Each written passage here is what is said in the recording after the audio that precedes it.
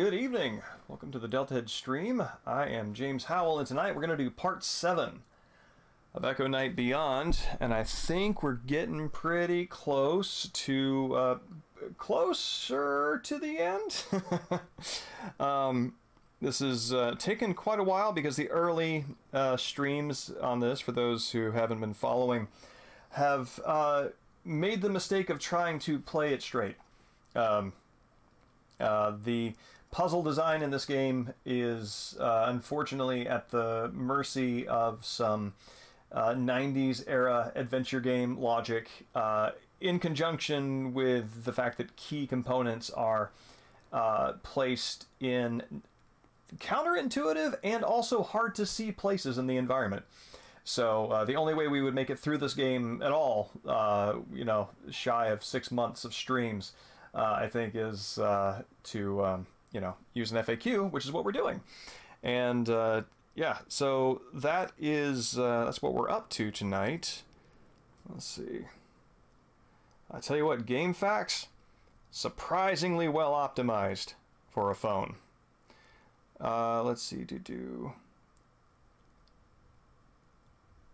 Okay, what I think I'm going to do is I'm going to take a look, Evening Arc, at the room that we're in, and then do a Control F on the phone for that location, and that'll help us out because it's a big text document. How are you, Arc? It's good to see you.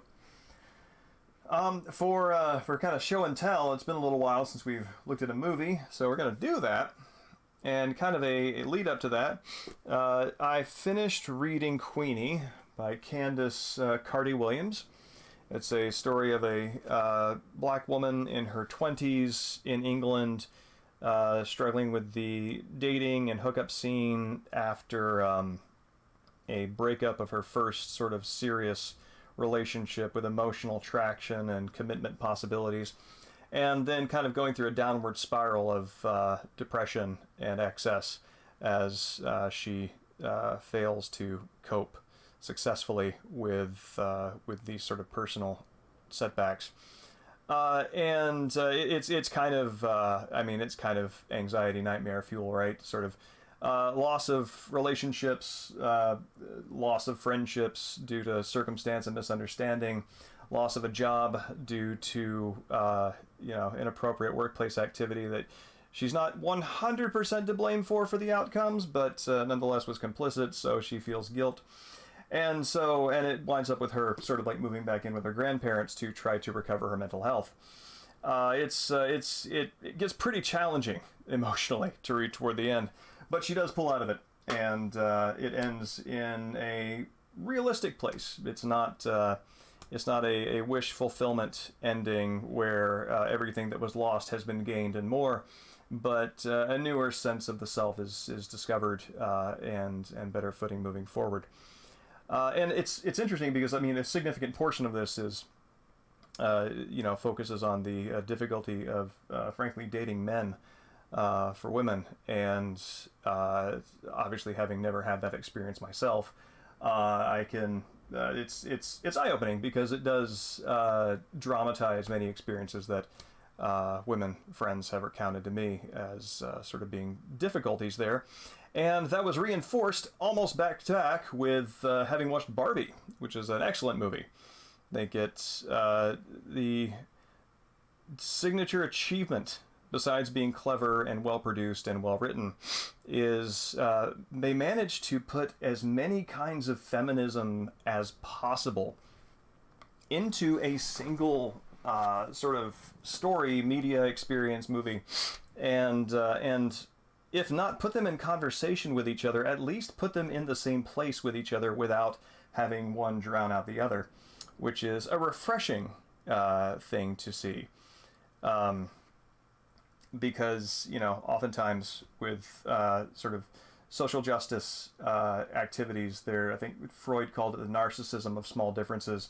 There can be sort of an undermining of the overall intention by minor disagreements that are then sort of magnified beyond how much they should actually impact group cohesion. And Barbie does a really good job of not doing that. So bravo, Barbie. And yeah, very clever, very fun. I really appreciated Ken's Ken's Ken going deep into horses, deep into horse territory, in as far as what he thought his political movement was. And also, on that note, there's a big dance-off battle scene where the strategy is to get the men to fight each other, and then the matriarchy of Barbie Land can right itself by taking back its constitution. And it's funny because, like, watching that drama unfold with the Kens in Barbie Land, I realized that is an angle on some of my favorite movies, which are Yakuza crime films, because that is basically dudes fighting other dudes, pretty much exclusively, especially in the 60s, 70s, and so forth. So it is. I tell you what, going back to those bro angst dramas after reading a woman's novel and seeing Barbie. That's a good contrast. That's a great way to approach an old favorite, to see it in a different light. But it's been a while since we looked at a movie, so that's what we're gonna do here for probably about 5-10 minutes. This is, where did you go? Japan Organized Crime Boss, a title that does not mislead you as to what it is about. Excuse me.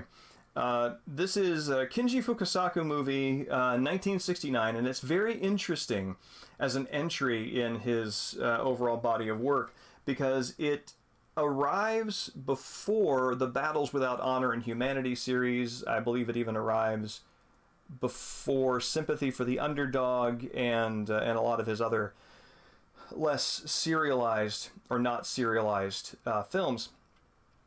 And it is almost like he is taking what the Yakuza film genre has been until that point, reconfiguring it to what he is going to do later, and you can kind of see that changeover here, and I'll kind of give you an idea what that looks like. Yeah, so it opens with, if you've seen Battles Without Honor and Humanity, these themes will be very familiar. He is interested in the Yakuza as an organization growing and changing after the U.S.-Japan treaty following the defeat in World War II. So yeah, post-war chaos, society stabilized, the Yakuza, parasitic criminal groups spawned in the black market and downtown arcades underground. In the black market and downtown arcades lost ground. I'm actually not sure what that sentence means, but the gist of it is that the Yakuza sort of spawned in the darker corners of the city and society. Relentless turf wars curtailed their ranks, and yet many found ways to exploit the new prosperity to advance themselves. And very good use here of the sort of still shots that they choose to illustrate this voiceover. You're seeing it as subtitles translated. In the film itself, it's actually a narrator describing it. And it is, I think, one of the first uses of Fukasaku's sort of newsreel style of storytelling. But yeah, just to kind of take a look here, you get back here to where the post-war chaos, life on the ground, people struggling to survive after civil operations have been disrupted, and orders being reestablished. So you've got street level activity, moiling around of shops, street side stalls, and then the turf wars and the chaos, all these really hard lines and diagonals, the sort of chaotic order of like the creased clothing and bodies splayed in all directions. And then it cuts straight to these really hard diagonal lines, this very pure geometry of parking garages and office buildings, and from the perspective of somebody on that ground, right? So it very much creates, even within the Yakuza themselves in this narrative, it creates a difference where you are allied from these initial images with the Yakuza on the ground, the people who are fighting the turf wars, and then looking up at these sort of inaccessible leadership, and this split between leadership and sort of like hard Scrabble life on the ground sort of persists as the movie's theme. If you have played any of the Yakuza video games, much of its style, I think, goes back to Fukasaku. You see the many political characters introduced in ways that the Yakuza games sort of, they'll have a character show up for the first time, then and it'll have their name and their rank, relationship to others, and that's very much what it does here. It is not interested in character building in the ways that we might be accustomed to, where we learn about the characters' motivations and everything through the drama. No, we are told what they feel, and so you can just understand how this is all going to unfold within the first 10 minutes. It is challenging, though, if you're familiar with the sort of like organic storytelling of modern cinema, to keep all these facts and everything in mind. And it can be somewhat disorienting. I, in fact, have difficulty remembering who is who after the movie, simply because they're not really introduced in a way that is, in a way where, basically it's like a video game tutorial that's all language instead of inputs. You sort of, the words just sort of run off. And then we meet Tsukamoto Tetsuo, who is our hero, that is our Japanese organized crime boss. And it starts out with a lot of just like really on note story beats for this particular genre. Yakuza has been put away for a long time, gets out of jail, finds out that the world has changed in his absence, goes back, meets up with his old sworn brother, finds that he has ascended, and the sworn brother wants to collaborate with him again. They can rise to ascendancy. And his sense of morals prevent him. His evening, Mahafune. It's good to see you. We're looking at Kinji Fukasaku's movie, Japanese Organized Crime Boss. That is the title. And right now talking about how it's really hitting all the sort of like chivalric Yakuza narrative beats. And up until this point, through the 50s and 60s, the Yakuza movies were much less the sort of like grungy, it's a dog's life style stories that they have become, which, I think we kind of like think of as like much more of like, that's what we think of organized crime mob movies being. They much more emphasized the family values, chivalry aspect of Yakuza life. And Fukasaku, in fact, is a big player in sort of exploding that pretense, and this movie is a pretty good jump for that. So after and it cuts from his very pleasant reunion with his sworn brother, even after turning him down, to the kind of street violence that Fukasaku's cinematography captures consistently. These sort of like news camera, gonzo filming style stuff, knee and ankle level shots as if you yourself had been knocked on the ground during a brawl and were scrabbling to find your way. And it sets up that there's an East-West Yakuza proxy war. And again, as is the case with a lot of Yakuza movies, there's a lot of politicking and things like that are not really essential to the core story, but you have to have it there in order to understand how the relationships build and what pressures they're under as they develop. So it's a neat facet of this genre that it's information that is simultaneously disposable when you're thinking about what's important about the story. At the same time, it is absolutely essential as the context through which the important stuff develops. So he gets out, goes back to his old gang. He's welcomed back with open arms. As soon as he's back, rival gangs hit the boss. There's a bedside death, passing the torch of leadership to him. So and immediately just unfolds in sacrificial counter hits to other gangs. This is Bunta Sugawara, who later became sort of the leading face of the Battles Without Honor and Humanity series. Very good actor in these, but he's got a bit part in this. It's very early for him, but yeah, bro, take care of the gang as he dies tearfully, and this wish and memory lives on. So a lot of these high notes, he meets his sort of crazy, you might think of this as the Majima, Goro Majima of this movie. Actually, it's played by, I forget his name offhand, but this is the actor who is most well known for playing Ogami Ito from the Lone Wolf and Cub live action films, and he does a great job of just being kind of an insane, unpredictable gang boss in this. And it's the sort of thing. So our main character goes to get one of his guys back for a hostage exchange. Ogami Ito, which I'm just going to call him here, is disbelieving, punches him, slices his face, and our hero, this is the chivalric mob boss thing to do. He doesn't retaliate. His entire mission is this stoic peacemaking. I have so much violence bottled up inside myself that if I let it loose, it will destroy everything. So he maintains this sort of stoic front, and he gets his guy back. So he can still calmly, after going through all this punishment, he can still calmly ask for his guy back, and he gets it. Wakayama Tomisaboru. Thank you. Yes, that is it. He's also in Tora? No, not that. It's the name will come to me. But yeah, and he's again later redeemed. Again, kind of like Majima is shown to have a streak of chivalry in him later, despite his sort of off the wall unpredictability.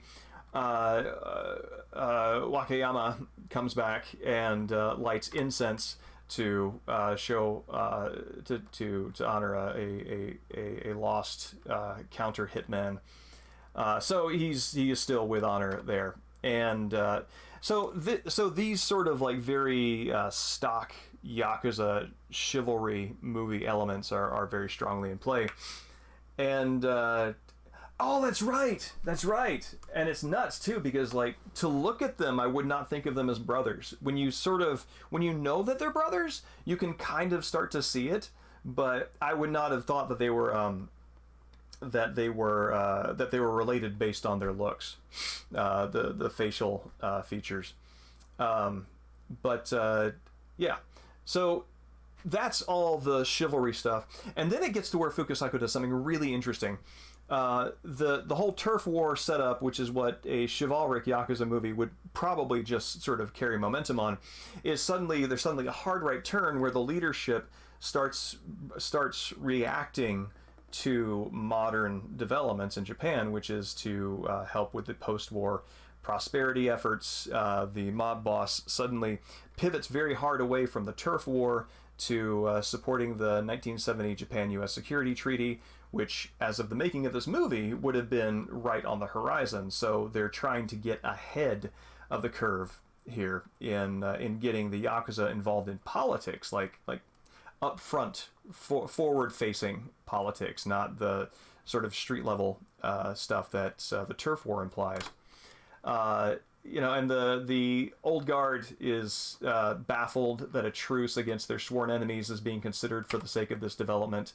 They almost control Yokohama. It's wasn't supposed to be this way. We're after something bigger, and now you're settling for cozying up to politicians. So this is actually a somewhat novel development in that kind of narrative. There are hits and counter hits and politicking and violence, as I think, what is it? War is politics by other means is the phrase, and that very much bears out in this. And ultimately, it comes down to our hero having nothing left, having to avenge all of his fallen brothers, because the family that he was put in charge with at a deathbed succession was slaughtered just wholesale. And here's the chivalric element. Once a Yakuza, always a Yakuza. your fate's out of your hands, accepting what is thrown in his path, and going to kill the guy who has been at the top of this whole conspiracy. And it cuts, again, this is where it's sort of like brought into the modern era. It cuts to a ceremony where they're singing Kinigayo, and you have all the heads of these gangs in this region all together, and they begin affirming it's not clear how official this ceremony is, whether it's like a political ceremony or something done among themselves with the intention of publicly supporting something that would then be ratified on a policy level for Japan. But we solemnly swear that our patriotic union will mount an all-out attack on I missed that frame, but an all-out attack on communism and basically all of the West's Cold War enemies in alliance with America's Cold War sort of prerogatives. And they also swear that the Union will rectify Japan's misguided post-war democracy. And so yeah, it's very much it shows the leadership cynically taking sides with international policy. And this is what the chivalric element failingly rises up against in the ending here. So we have the sworn brother, again, this is very familiar to those of us who've seen these kinds of stories before. Sworn brother goes to our hero. It is finally time for them to fight. It's very clearly coded that they are opposites, unified by the fact that they are opposites. It's time for us to fight. Very cleverly done showdown here. They walk next to each other. They do not run, and it cuts very quickly to the Anaki pulling a can gun, and our hero quickly pulling out a blade, and the blade wins at close quarters. It's then revealed that Anaki never intended to kill him in the first place. It was, in fact, a feint, because it's what he had to do per his role and his honor as a Yakuza to resist. So he had to die, but he didn't want our hero to fail. So it's these sorts of conflicting obligations of the heart and of the political role that finding this sort of self-sacrificing resolution is. I enjoy it. I enjoy the cleverness and the aha of it all. But again, it's that chivalric element. And then our hero just runs into the ceremony, some of Fukasaku's cinematography that becomes just very much part of how he renders violence. Now the camera is on its side, everything's going haywire. He runs in, slashes up the boss, and then is, of course, killed in retaliation, because it is, in fact, a suicide mission.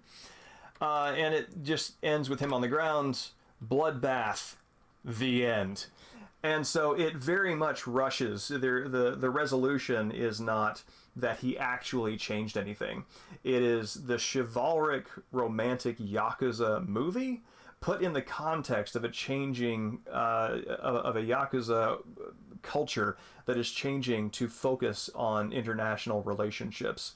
And how that chivalric culture, frankly, can't that chivalric notion can't maintain its dominance, and that's very interesting. And the first 5 minutes of Battles Without Honor and Humanity actually cover this in very quick order, where Bunta Sugawara, who I mentioned earlier, he is the main character, and he is a former Japanese general infantry struggling on the streets, and he joins the Yakuza by shooting somebody in a full samurai garb with a sword, and it's very clearly symbolizing the changeover from the traditional to the post-war new. So that is Japanese Japanese organized crime boss. It was very cool, very fun, and yeah. It's been a while since we've had one of these sort of deeper movie show and tells. I enjoy these. Okay, so now we can hop on over to Echo Knight Beyond, and we'll see if we can catch up with where we are in this thing. Oh. Mahafoon, how are you? Sorry I didn't ask. We kind of came in while we were going through the movie in greater detail.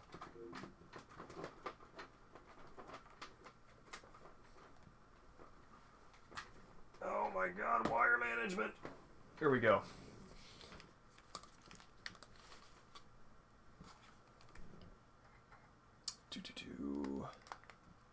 Yeah, there we go.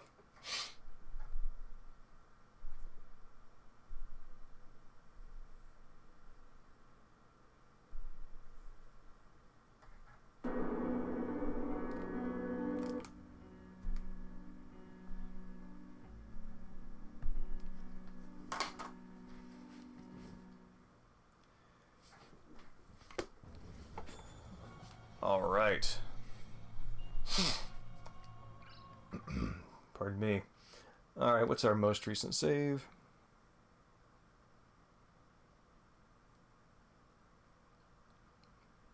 By sudden and unexpected, does that mean is that a positive or a neutral shift?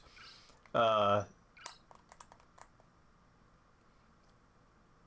if it's just simply a organizational change, yeah, no, I get that. It is nice to be able to settle in, but man, things change so quickly that sometimes it gets the drop on you. All right, let's see, where are we? We are back in the work area, hallway, rest area. So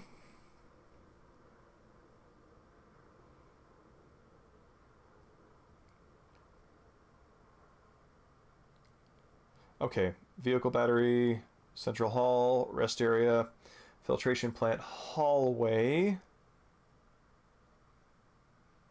water filtration plant, filtration plant key, we did that. Oh, that's cool. That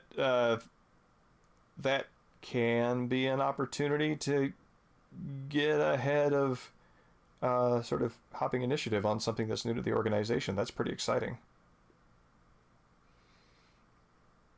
Crew boarding area. Okay. Yes.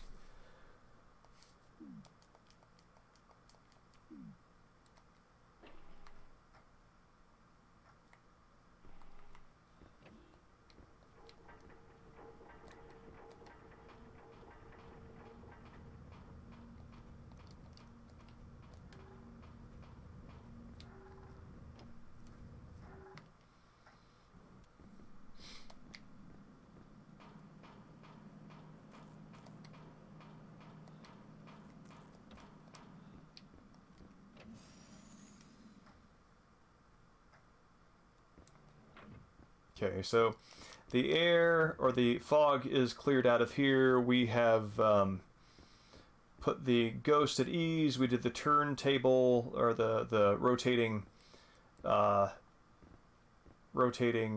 platform thing. I think the game around the beginning of the second act set up the sort of the ghost that not chases us necessarily, but that appears consistently and cannot be dispelled. So it's not quite a stalker ghost, because the ghost can't appear anywhere there's not mist, but it does rattle the cameras a bunch. Anyway, I think that is a thread that they introduced to resolve. Okay, so crew passage, generator room. We want to use a vehicle battery on the generator room. So that is crew boarding area. Is that where I am? Yeah, I think it's at the end of this hallway.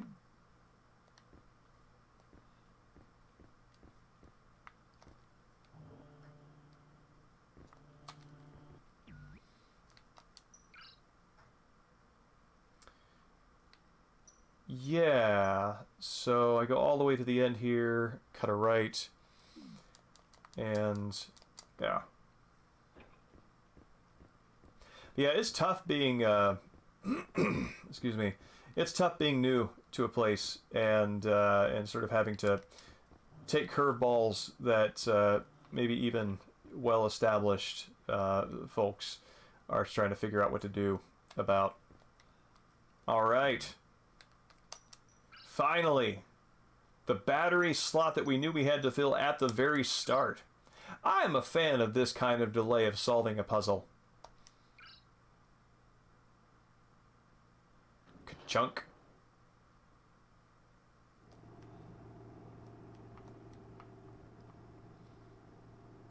All right, does that mean we have lights in here? Apparently not yet.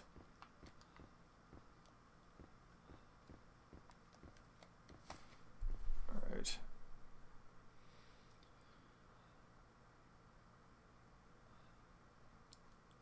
I'm going back to the lounge.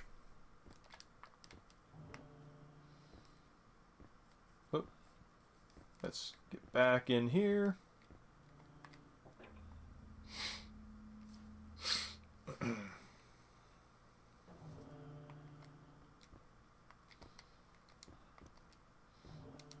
That's interesting. Is that kind of exciting? Sort of being part of the new guard.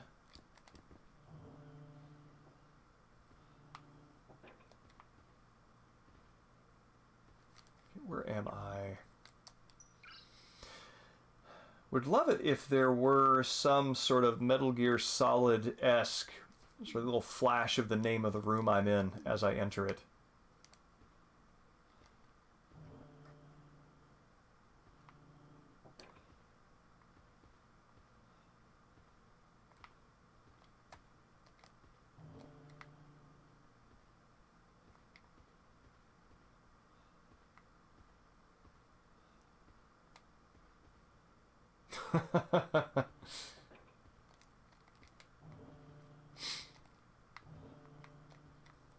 Oh.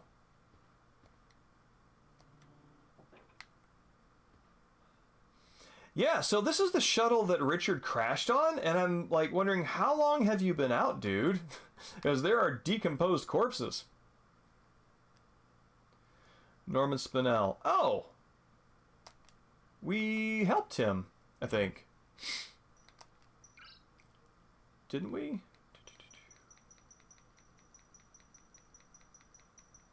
Norman Spinell. Oh, no, this is the first time we've met him.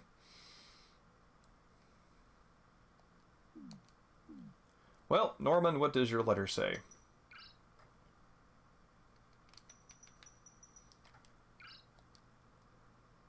Nancy, after 20 years of marriage, I wonder if I ever made you happy. Unfortunately, I'm not sure that I have.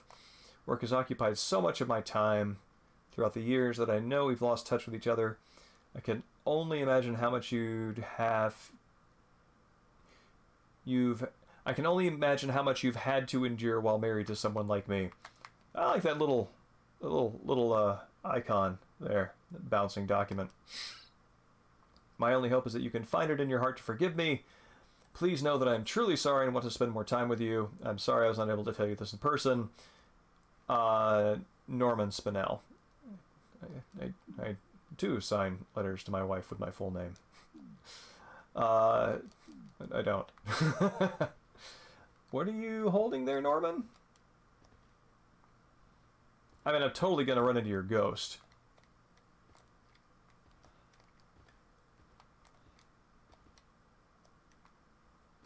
Okay. Passenger's letter.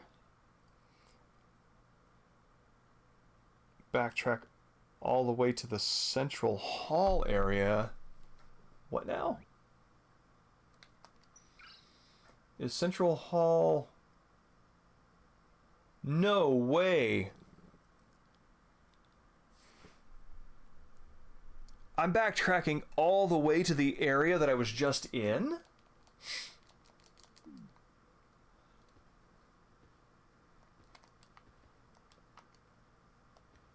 I mean, like, area that I was just in for the majority of the game. It is so crazy that I'm coming back for just this one thing.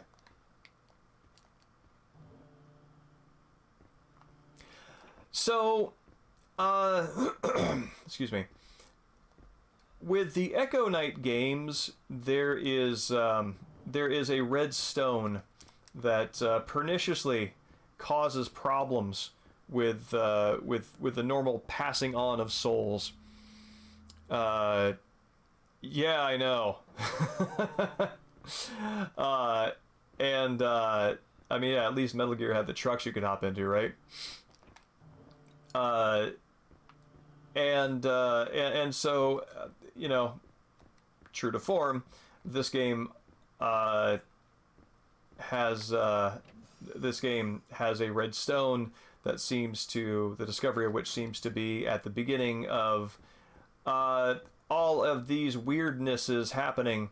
A fog has rolled into the space station, and ghosts that you encounter within that fog are particularly aggressive, and unruly spirits. You die from getting freaked out too much. Your heart rate just goes to 300 BPM, and then you just die. And yeah, and there are other spirits that can't pass on, whom you encounter as neutral ghosts. You have to sort of solve their dilemma, let them know they're dead, help them pass on, that sort of thing. Yeah, colorless deep fog. Wonder if there's another series where that sort of thing has shown up. But yeah. So that's the sort of conceit here. And my mystery, the mystery that we are uncovering, absolutely relates to that red stone.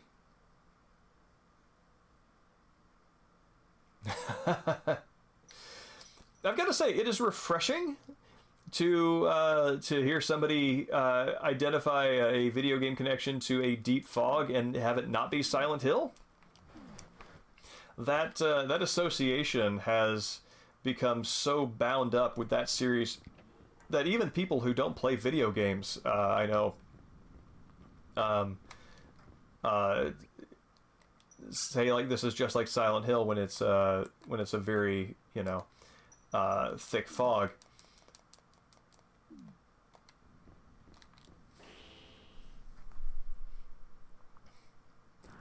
Okay. Run down the escalator to my left. When we reach the bottom, see a level 3 lock. Use a level 3 card key. Okay.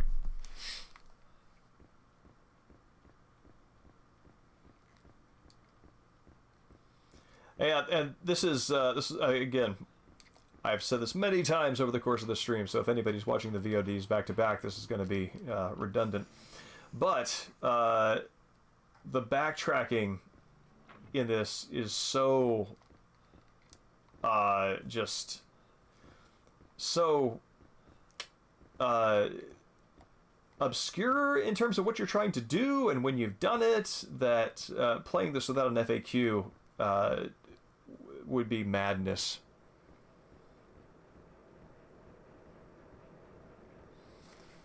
Okay, so ticketing gate hall. Am I in the ticketing gate hall?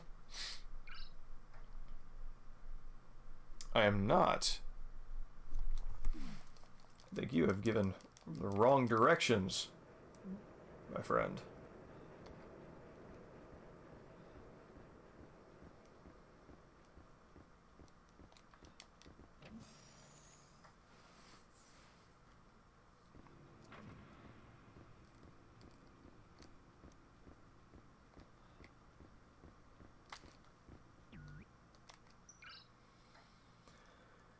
I would also like a straight to map button, which I don't think I have. Do I? Do not. It's always strange to me. I'm curious. Do you think that there is value to having a dedicated pause button in an adventure game where going to menu serves the same basic purpose?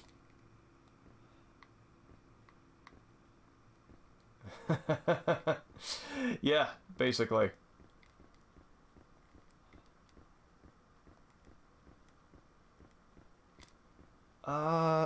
I don't know what you're looking for. Ticketing hall.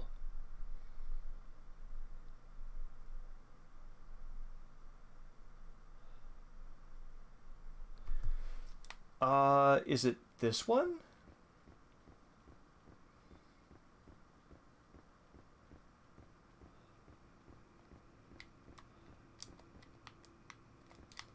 There we go. That's it. This is it.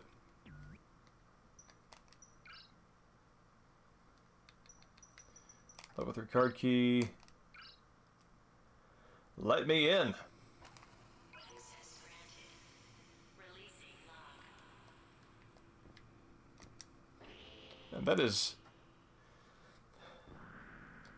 not a discreet way of granting entrance there, is it?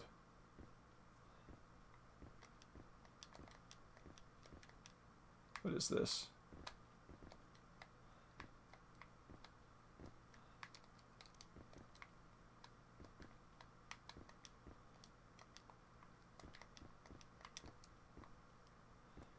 Okay, so the ventilation control is on here.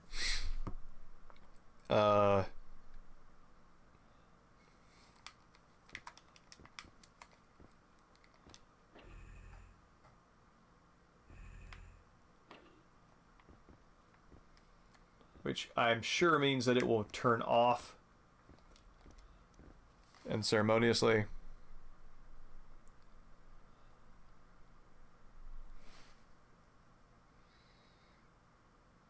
Okay.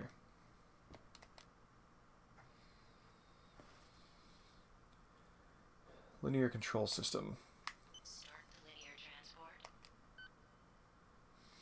Oh, is this like a rail system? Oh. Hello?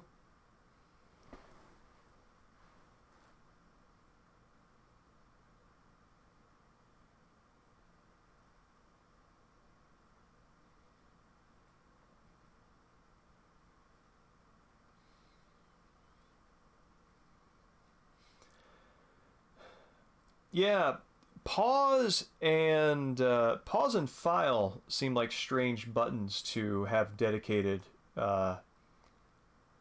strange functions to have dedicated buttons to.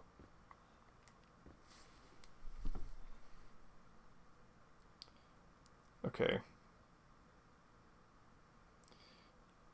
Go to your left, door on the left, past the broken security gate.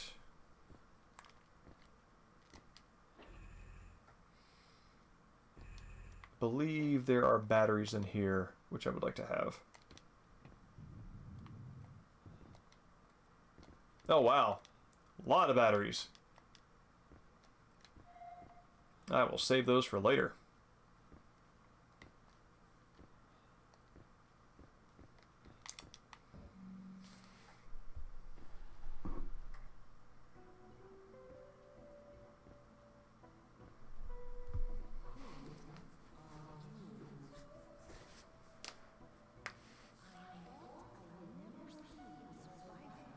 Yeah.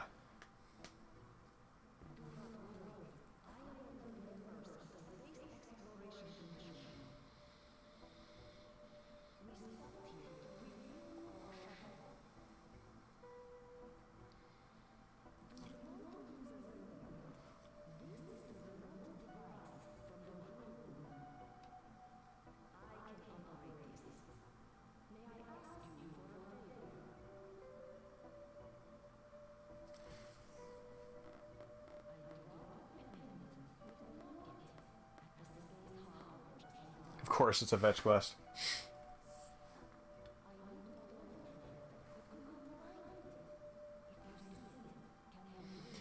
It's interesting that the crew in the astronaut suits are far more lucid than any of the other ghosts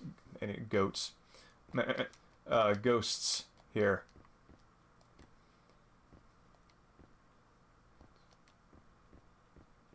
Just kind of pieces out.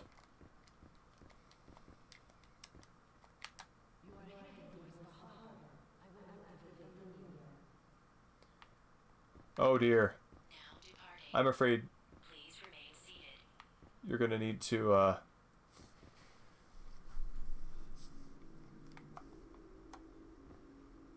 arriving at the spaceport.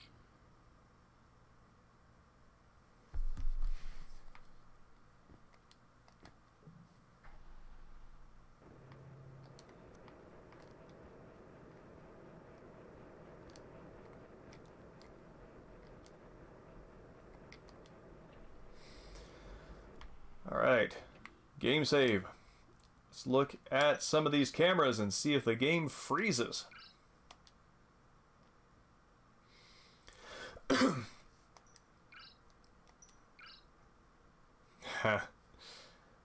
Oh man, I loved when Space Ghost Coast to Coast was actively on TV. Its original run.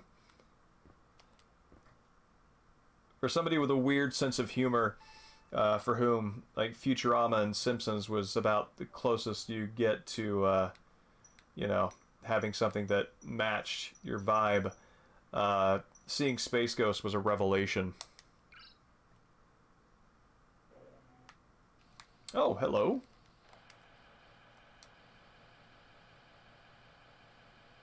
Evening, Swimmy. Hell yeah, it did. Put the food. There's no food anywhere.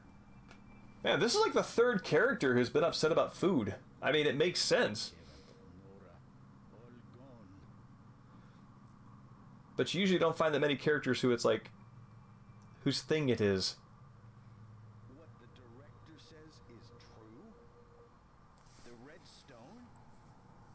Does it really grant wishes?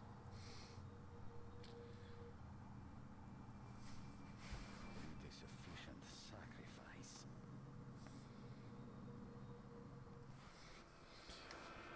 Man, that is not the position you want to be in when you hear that news. It very clearly says, well, you're the sacrifice. Another one? No, it's just a green light. Many characters are voiced. But no, not all.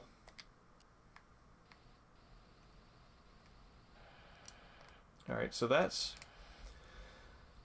the closet that I opened.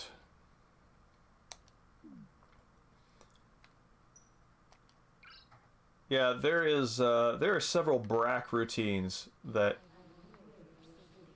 live in my head forever. Oh, this is her. So she is...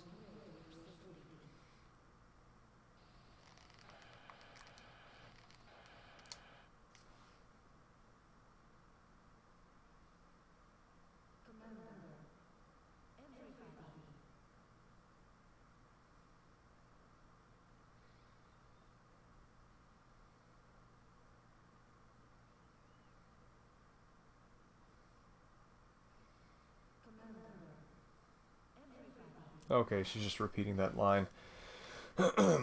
Congratulations, Ark. Welcome to the world of the Awoken.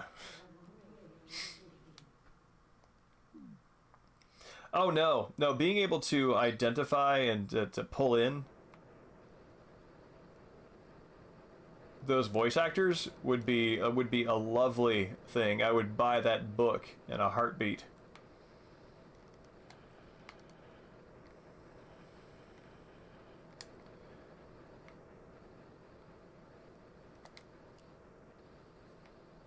Okay, this all seems above board. Ah, here we go.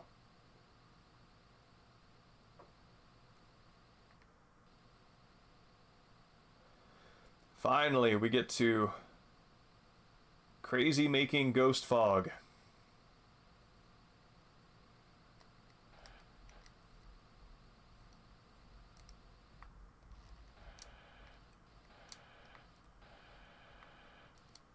Who is there?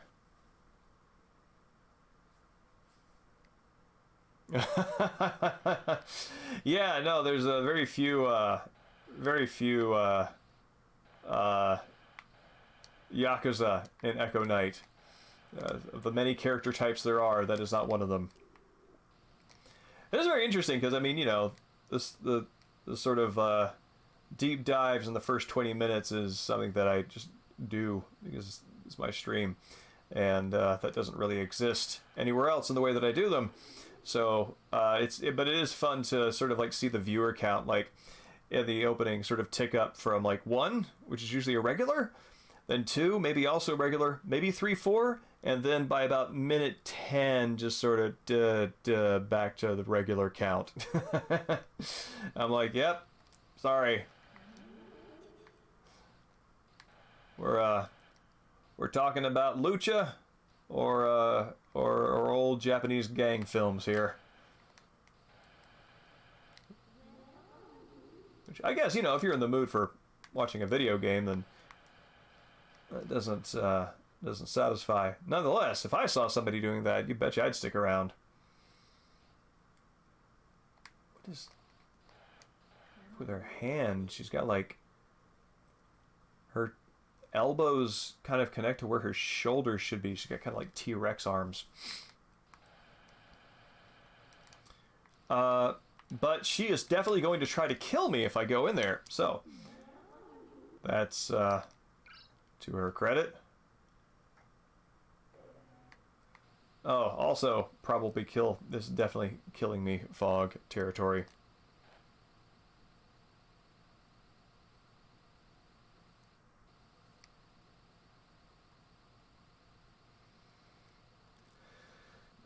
The slowest version of Republic.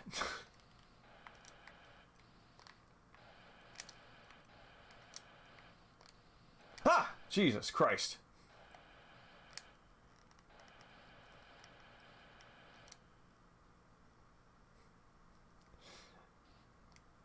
Yeah, well, you know, once you get in your golden years, you might as well pretend to be as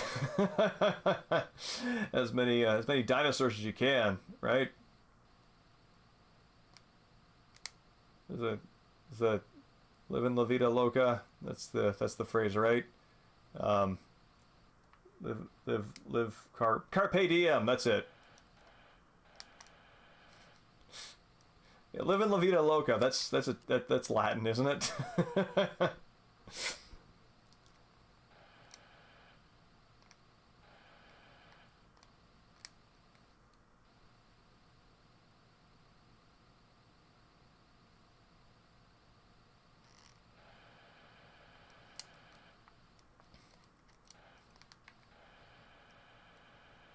What appears, I mean, this thing is like you can't see things, but you zoom in, which is not how cameras actually work. But if you zoom in, you know, you can see greater detail. So what appears to be uninteresting at first glance turns out to be boring on closer inspection. Inspection. Thank you. Thank you. I appreciate that. Ooh, secret? Secret. This isn't mine. My sister made me take it. When I work, I put this here and listen to it during breaks. It calms me down. Sorry I didn't ask you before touching it. My sister insists that I bring it back. It means a lot to her. Is this the She is worried. guy whose ghost I saw on the moon surface? If she's so worried, she should just say so. Guess it's all right. She is my sister, even if she is a bit twisted. She's the same age as you, you know.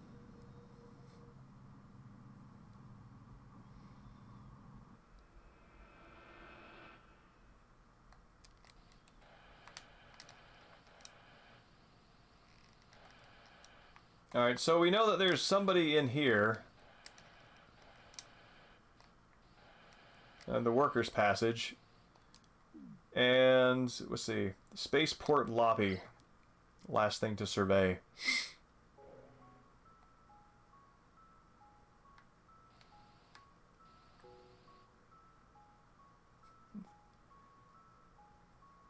Resident Evil happening over there on the side.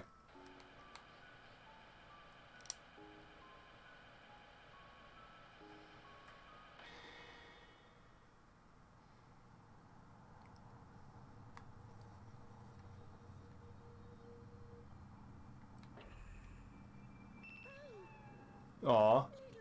No! Where are you going? The cat died. I mean, it must have, right? That's just the way things are going here.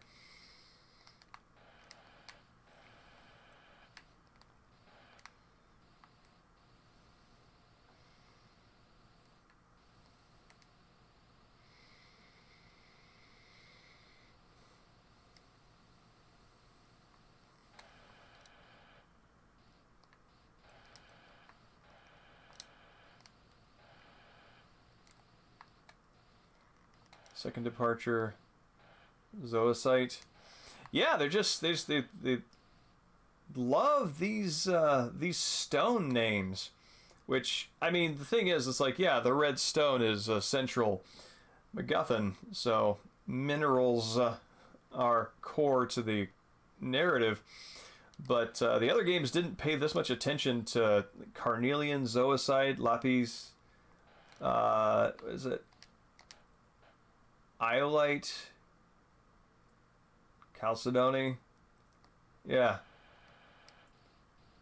That is unique to this one.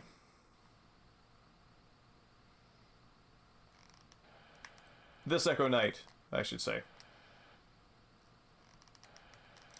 Welcome to Diana. Enjoy your new life. You're not the boss of me. You can't tell me what to do. I will continue to hate my old life as much as I want. Okay. Well, that seems to be it. I know Lapis from Hyperion, because the sky on Hyperion was described as a lapis lazuli sky. Although I don't know how to say lapis without lazuli, because I'm used to saying lapis lazuli without sort of pronouncing the S, but just sort of rolling into the lazuli. So I'm a bit lost with just that front part of the word. Okay.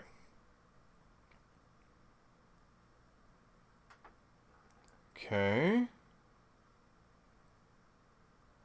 Leave this rune and... Okay, so I need to take this block of text in. Go into the hallway in front of you, then go down the hall to the left. As you go down the hall, you can open up the cabinet to your left and find a battery. As you go farther down this hallway, you will see a card reader on your right. Use the executive ID card to clear some of the fog. A ghost more than likely will be coming after you when you reach the card reader. Quickly, before the ghost gets near you, go through the doorway to the left of this card reader to find another card reader just like the one you just used on your left. Quickly use the executive ID card on this card reader to clear the rest of the fog. Face away from the card reader and go down the hall and go into the door you see at the end of the hall. And there's a ghost that will be harmless there. Evening, Mexican Stings. Good to see you.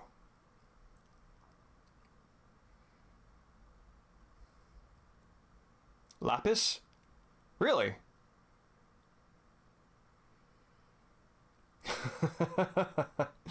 Heck of a sentence indeed.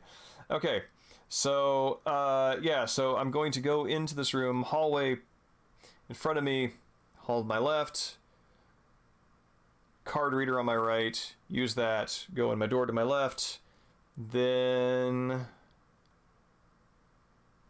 another card reader on my left, and that's how this is going to work out. But I've saved my game, so if I die, I'm golden. How are you doing, Mexican Sting?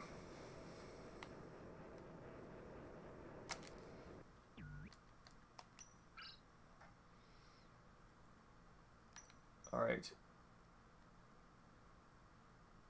Okay. So that choke point there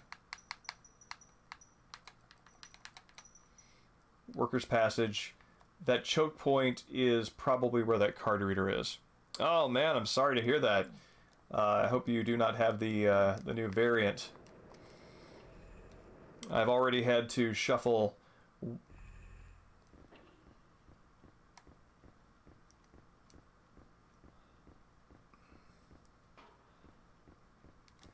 Ah! No, oh, wrong button. There we go. Items. Where's my executive ID card? Is it this?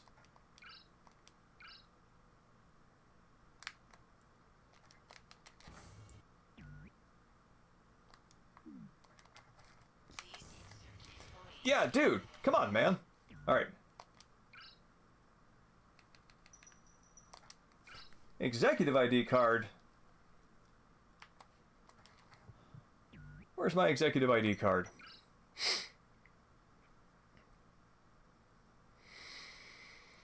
Oh, man, I'm so sorry to hear that. There's my executive ID card. It's the gold, the color of power. What? Oh, come on.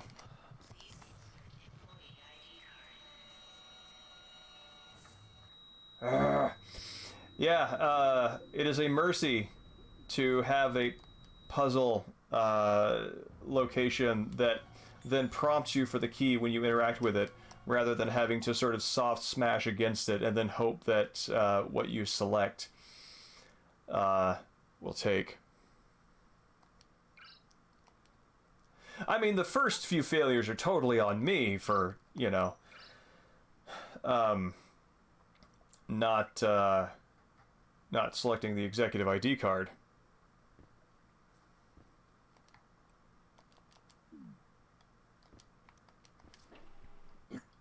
Pardon me. All right. Into the breach. And I think as long as I'm going to do this, I'm going to use one of my laudanum things.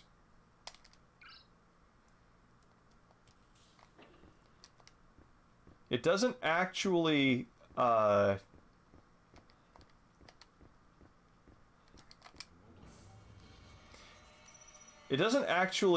lower your panic,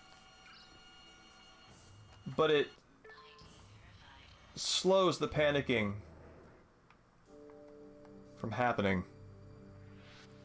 In other words, it doesn't reduce buildup, it just slows the buildup.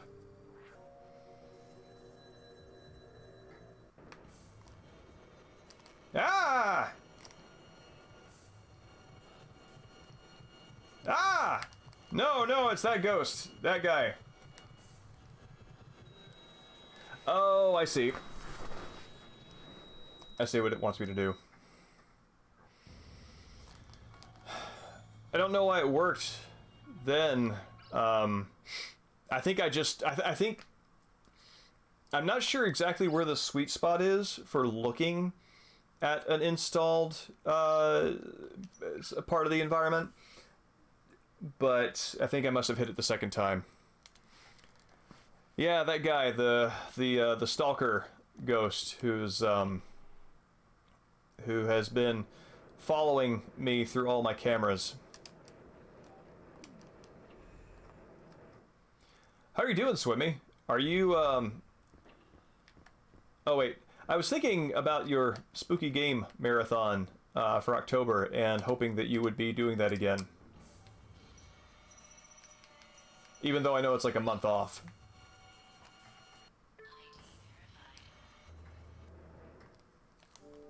Alright.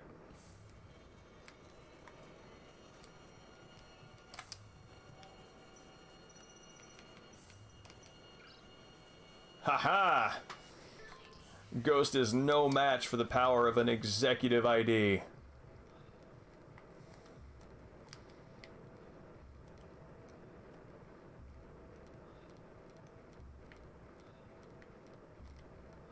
Yeah.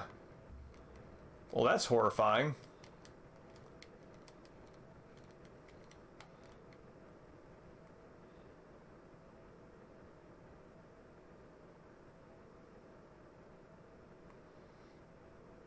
Do you mean... That looks like a map of the room that I'm in?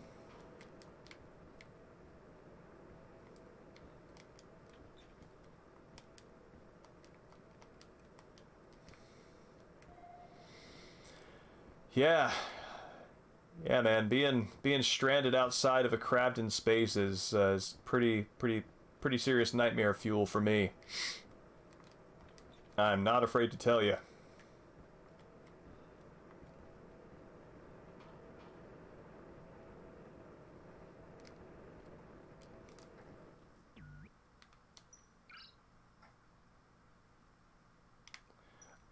Is there another room? There's not another room that is shaped like that, so I assume that it... I can only assume that it is pointing me toward that that battery pack. All right, spaceport lobby. Okay. Purple diary. Big door to the right of the map.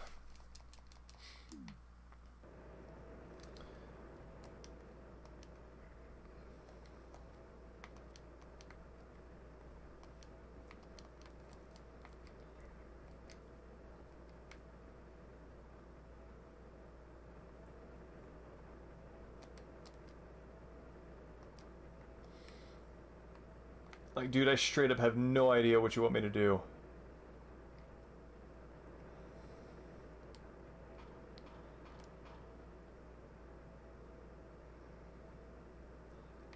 Yeah. Yeah, that's the only thing that's the only thing that makes sense. But given the shape of this place, the dot that's located that says here would have to be somewhere along this wall and matches this location. Oh, wait a minute. This is where... Right here is where I saw him putting the music box in the little scenario.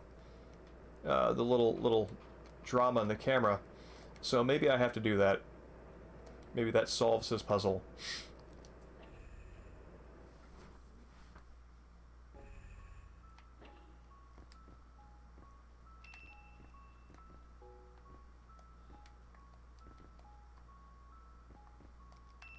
Oh.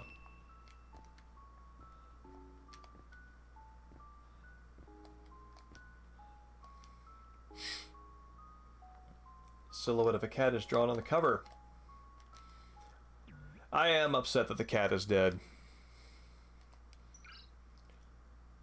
Again, you know, human life is, you know, we had our chance, but animal in our charge. That's unforgivable. It's been 5 years since he passed away, yet people are still after the inheritance. Just today, a young man stopped by claiming to be a distant relative. He was so persistent that I finally had to call the authorities. Ruthie is my only family now. Tomorrow we leave on our space trip. I know they hope something will happen to me. The shuttle crash has left us stranded on the moon. What a terrible way to start a diary entry. I'm convinced it was the greedy people after my inheritance who schemed up this nefarious little accident. They must have hoped to collect the insurance money. The other passengers seem nice enough, but I can't trust anyone. Ruthie and I must find somewhere safe to take refuge. Ruthie and I made it to the spaceport lobby. We should be safe here. She is such a dear, and I'm glad she's finally calmed down. The music box I discovered on the way here plays a song that was my late husband's favorite. Just listening to it has helped me relax. Oh no! You took the one thing that could possibly let that dead astronaut know that he's dead. I guess if you are wandering a spaceport after your shuttle crashed on the moon, does this qualify as looting? I don't know. I could see like a music box in that scenario seeming like fair game, but nonetheless, it's just you know, maybe she is that 1%, that much 1% where anything that she sees is seems like hers.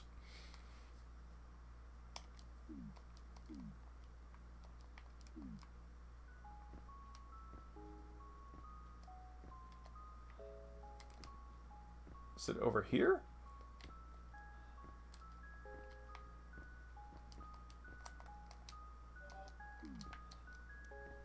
Because that sure looks like it.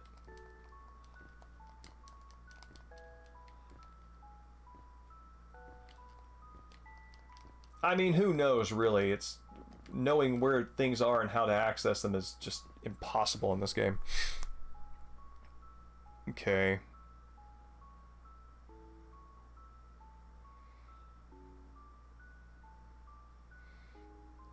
Okay.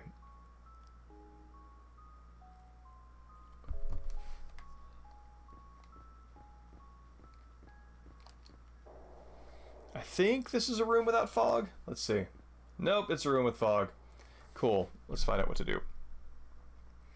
Go to your left around the counter you see here and use the console that is flashing with the sign emergency stop. Am I in the central access way? I am. Okay. Go over to the moving sidewalk you just started and use your executive ID card on the card reader to the wall to the right. Go along the moving sidewalk to talk to the ghost. Okay, so let me do these first two steps first. Wait,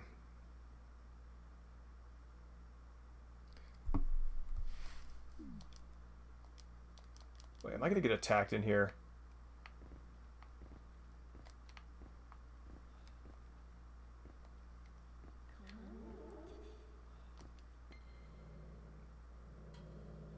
Oh, crud.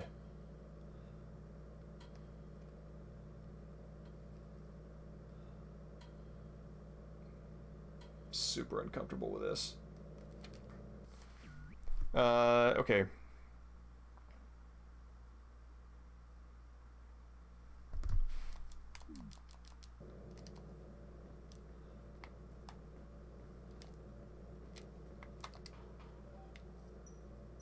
Let's just clear the air. Yes. See, again, like, that is so far out of the center of view that I would not think that this perspective on the card reader would be enough to let the game know that I want any object I select to interact with it. So I'm not sure what was going on before. Alright, but she should be fine now that I have taken the poison away.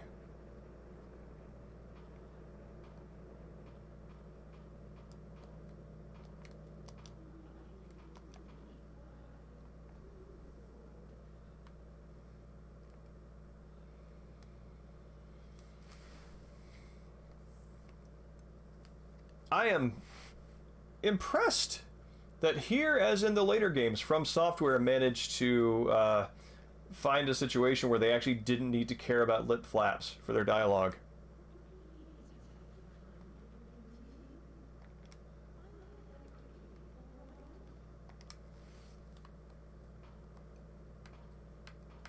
Like, just kind of... Yeah, her elbows just kind of go into the shoulders. She has the upper arms of, I don't know, a praying mantis or something. But, fortunately, I have this collar. Collar for a small animal. There's a key attached to it.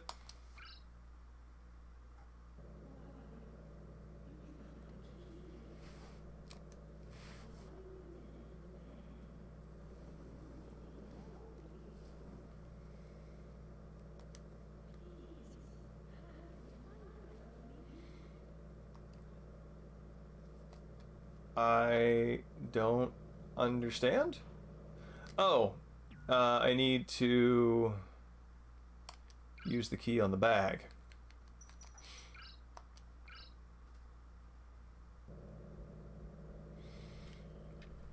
And the key was on the cat's collar. There's a small bell with a cat on it.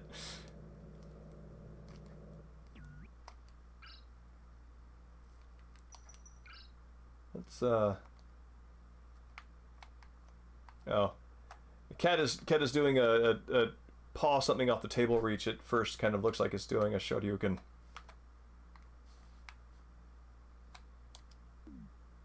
All right.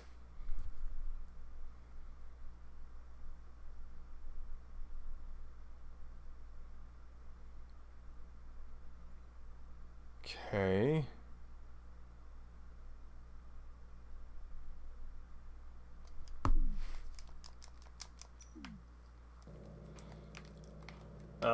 Okay.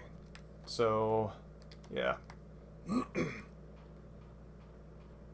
This is absolutely the kind of game that you would need to be taking notes in to remember where anything is.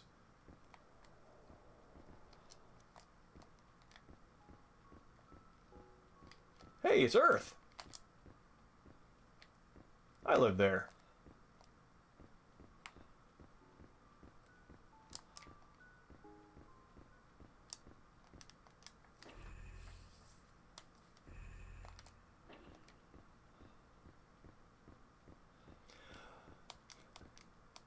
Am I going out to the surface of the moon?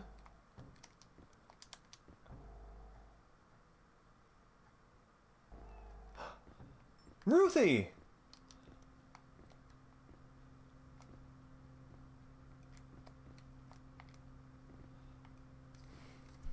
Treadmill, I think in this context you mean a dreadmill.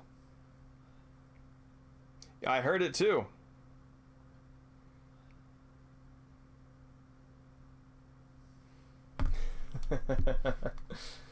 Okay.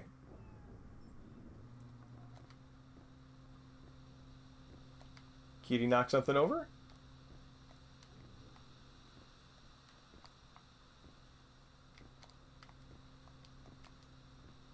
Crew logbook. It's like a journal. And journals are meant to be read. Yeah, along with Space Ghost Coast to Coast, the other real solid, weird humor cartoon from that time was The Tick, which just very clever, very funny, very strange. One of my favorite bits from that is somebody is threatening to destroy the world, and the Tick turns to Arthur and says, "They can't blow up Earth. That's where I keep all my stuff." And that was buckle over laughter humor for me then. Still a good joke. I'm just familiar with it at this point. That's from The Tick. Yeah. But to say, as somebody who's as much of a 90s buff as you are, I would be very surprised if that was new to you. Crewless Sergei, he's dead. Nikolai's dead. Christina. Dimitri's dead. Natalia, dead. Igor is dead. According to schedule, present course. That is like the last thing you want to open a diary entry with on the moon, because it means that everything is going to go horribly wrong very soon. And in fact, there's like no good diary entry on the moon. Yeah, there was a live action version. There were 2 live action versions of it, weren't there? I want to say Brendan Fraser was one of them.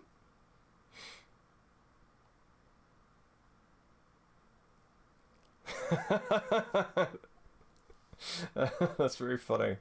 Yeah, no, the Tick is very close to my heart.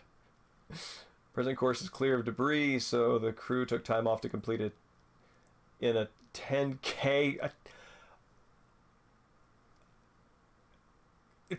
The crew took time off to compete in a 10K run on the treadmill. Like, there's only one treadmill. That's like 10 consecutive K. That is a well-used treadmill by the end of that day.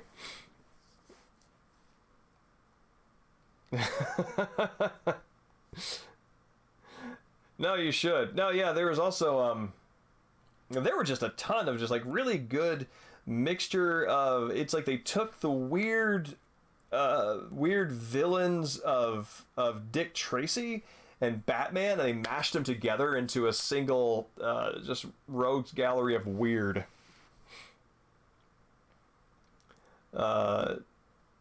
Descluizo, best of the rest of the crew, and came in first. Continued training until our scheduled top end sector at... So after a 10K competition, they'll continue training. Wow. Exploration of Sector 3 complete. Nothing special to report. Running dangerously low on fuel. This is all my fault. If only I had checked more. Wow, that went bad fast. Located in a building on the moon's surface. Corporate outpost appears to have been deserted. Obtain fuel for a shuttle. Tomorrow we go inside. Terror? I'm not familiar with that.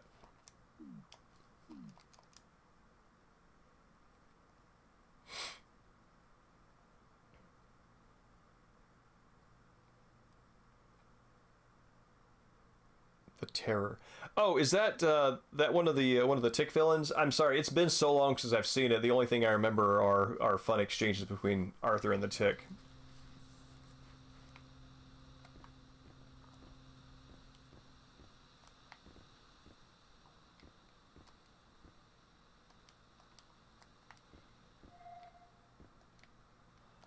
Man, I gotta rewatch that.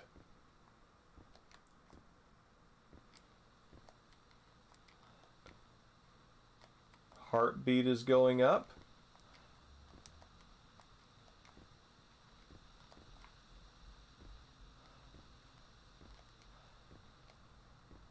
Which means there's probably a ghost cat here.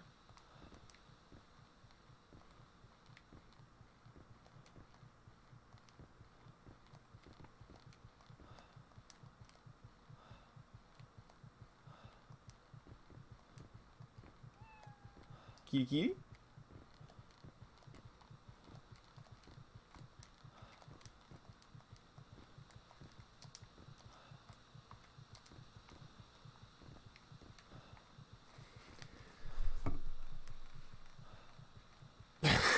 Probably so.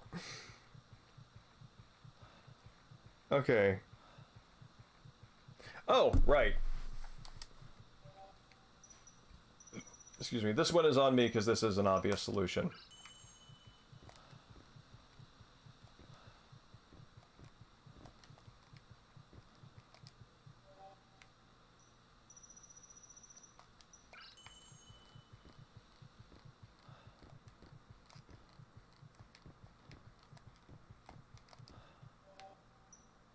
I think I kind of see the shape of a cat there. There we go. Aw, poor ghost kitty.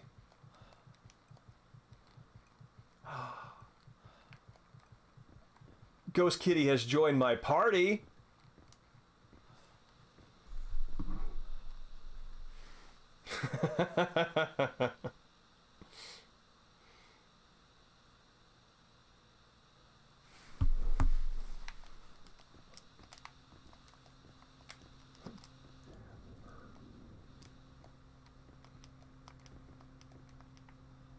And not only did that treadmill, like, take all that use, it is still running and has been running for the period of time that this place has just been cursed and drifting. That is, that's American manufacturing.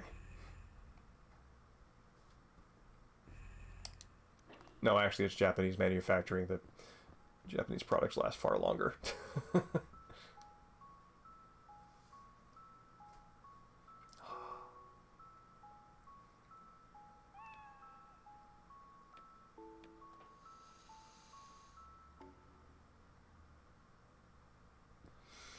Again, it's just that weird adventure game logic. Like, my character has bent down and picked things up from underneath couches several times over the course of this journey.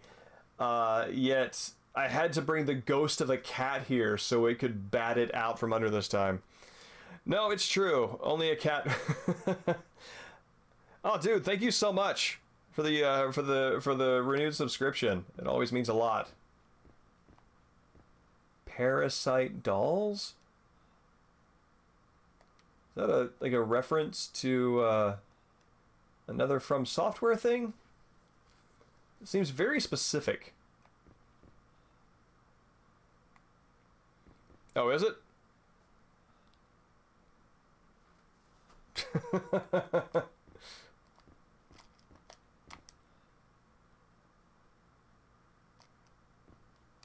Alright, what's this? Oh, I'm really glad to be able to provide that. Is this,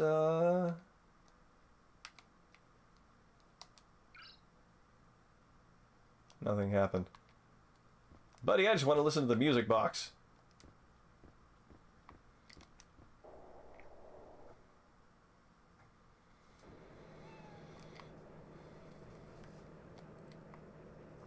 Go, kitty, go! Meow. I gotta say, I would totally hang around a space station as a ghost and refuse to move on if I knew that my cat was somewhere around there. That's just... You got a responsibility to that animal, man.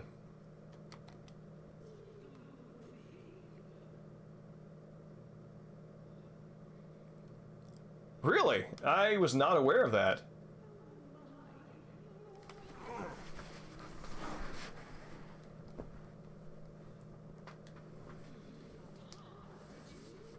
Ma'am, she's a ghost.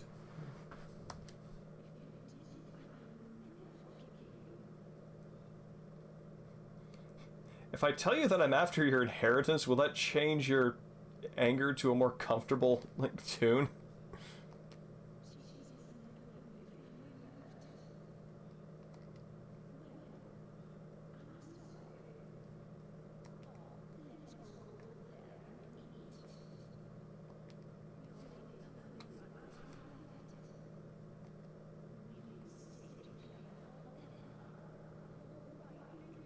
Out of all the potential fates of these ghosts and reasons for moving on, this is the one that I think I would choose.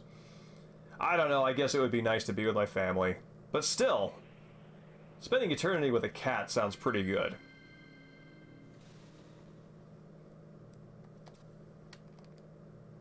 Pendant. Picture of a kind-looking man is inside the locket. Yeah, it's interesting. I mean, I am not a heavy manga reader or anime watcher, so all of that stuff just goes right over my head, and I experience it as fresh and original material, devoid of inspiration or reference. Okay. All right. Take the pendant. Got the door. Go through the door in front of me.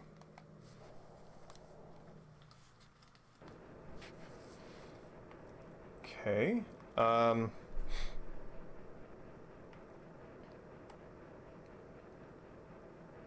Go to your left.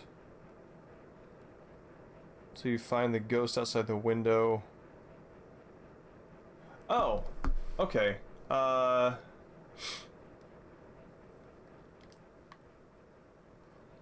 Yes, I think I know what you would like me to do. Let's just go ahead and save the game in case something crashes.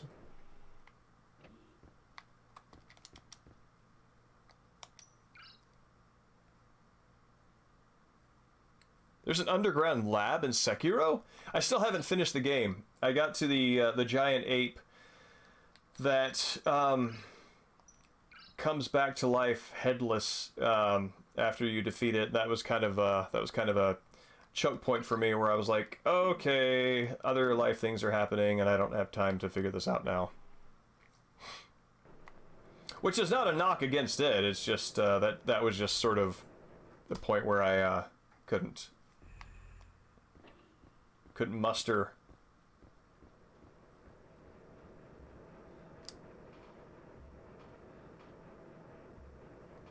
Oh, interesting.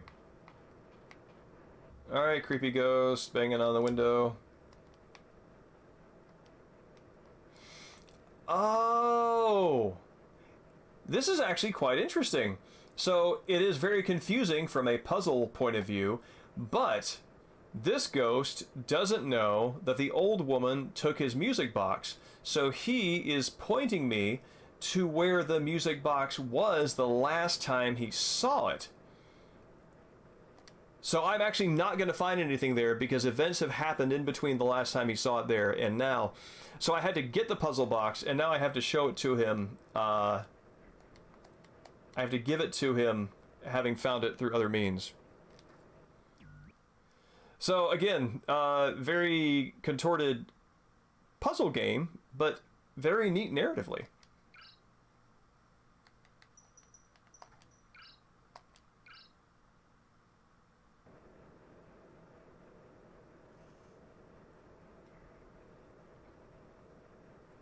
Man, I like how, like, there's like a whole depressurization sequence for an airlock where a human being is going to go through, but this little dumbwaiter type thing is, yeah, you know, just kind of open the next door within a couple of seconds after the other one closes. Hey, you're welcome.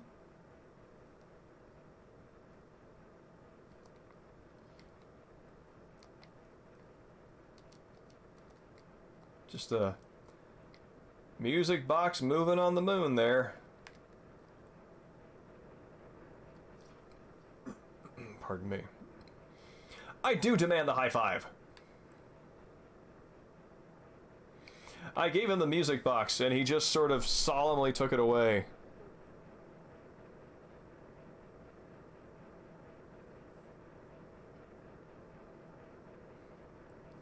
Okay.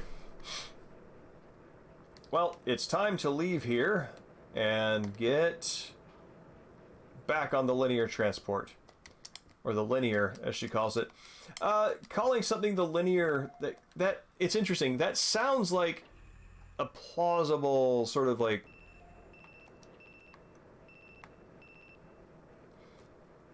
Sounds like a plausible thing you would call a linear transport as shorthand.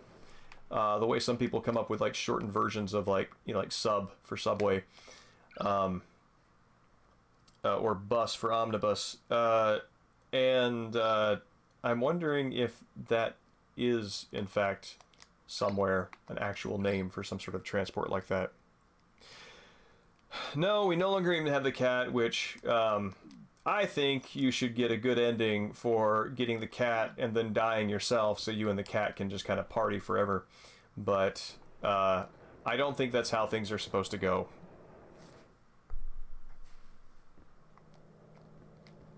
Wait a minute. No, not this way.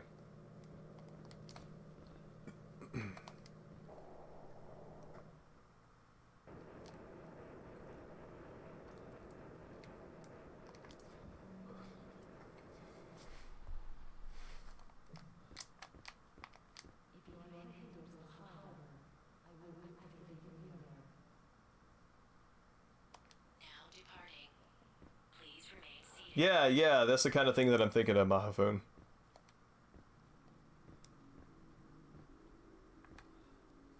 Now arriving at the central hall. Man, these windows don't really show you anything at all. I would feel cheated. Okay.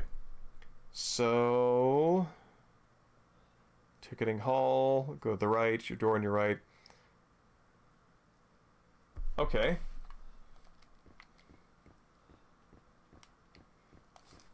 So I got to give her 3 things here. Only one of which I just got. So if I had not been collecting these things over the course of the game, I would be deeply confused here.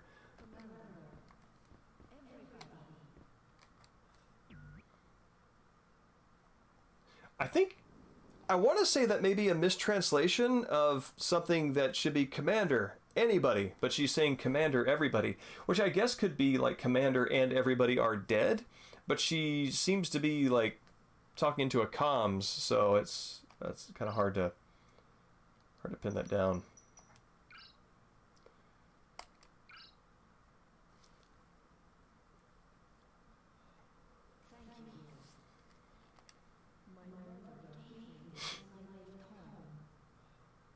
Wait, why did the old lady have it then?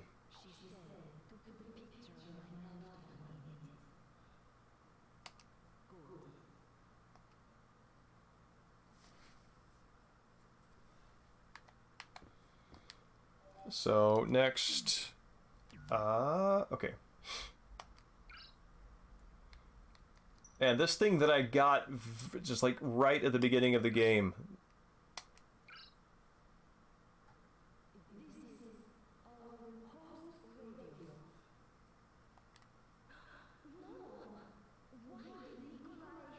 Oh, she probably has to understand that everybody's dead.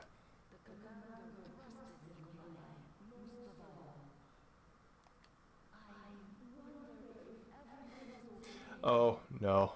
Oh, I'm sorry. This is going to be a...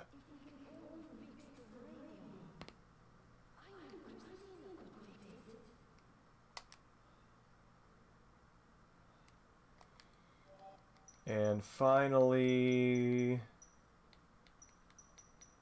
Wait. I don't have a cigar.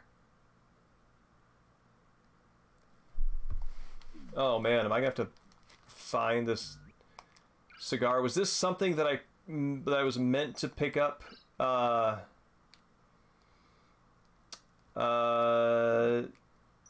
missed because I wasn't using the FAQ at the time. Let's try the tie pin and see if that matters. It won't matter, but let's. Oh my God! All right, let's find. Come in here, dear boy. The cigar.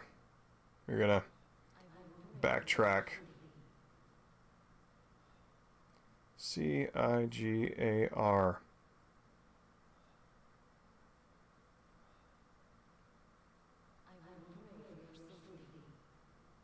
Oh, okay, never mind. My mistake. I misread. FAQ did not do me wrong.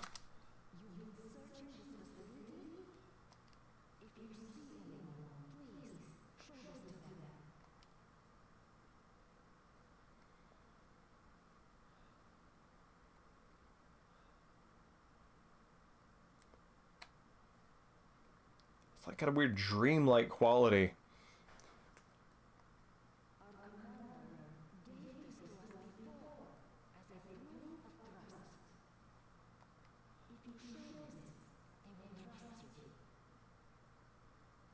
Okay.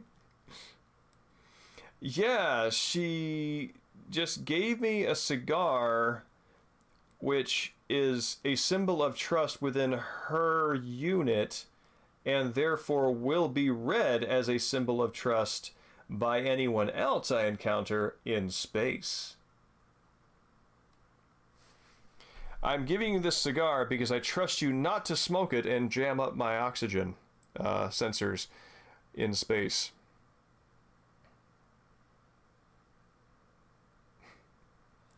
I'm here for it. Okay, ticketing hall, go through the door on my right, central hall.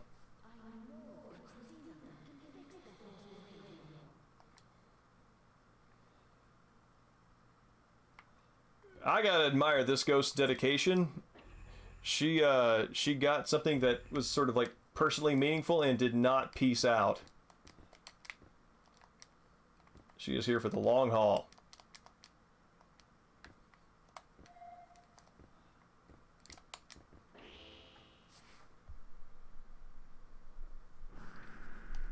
Alright, let's see something.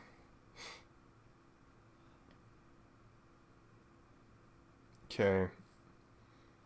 Go into the work area room. Okay.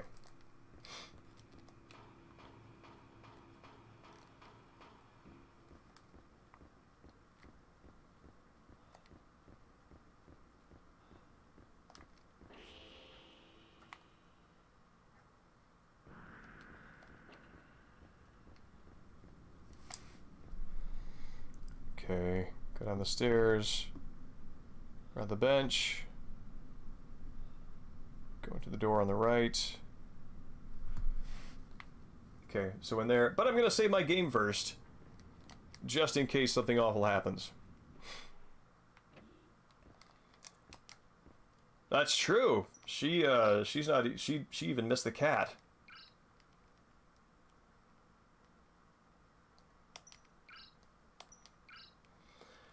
Oh, maybe by the time we finish, I'll hit the triple digits of saves.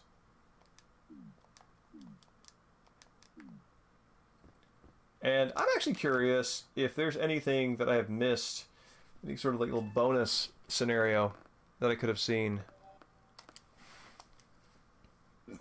Pardon me.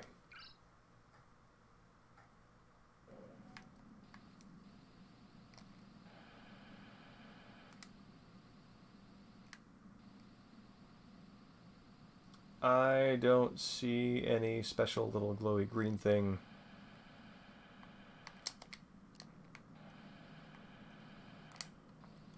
I'm surprised that it remembers the exact position and zoom rate of each camera after I've used it.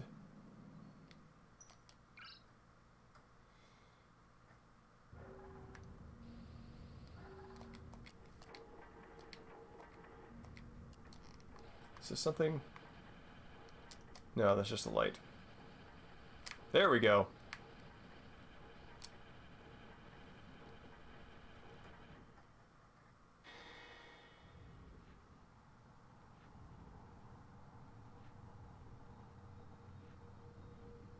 Don't come near me.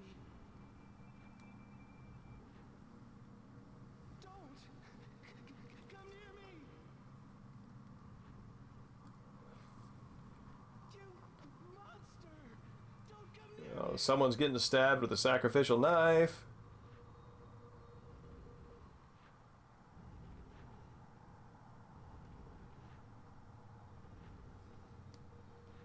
Maybe I'm wrong. What the hell is that?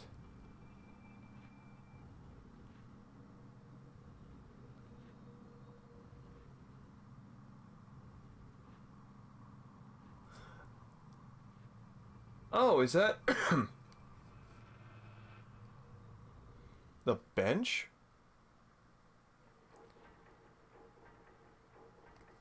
Oh man, that is an intriguing question. I don't know.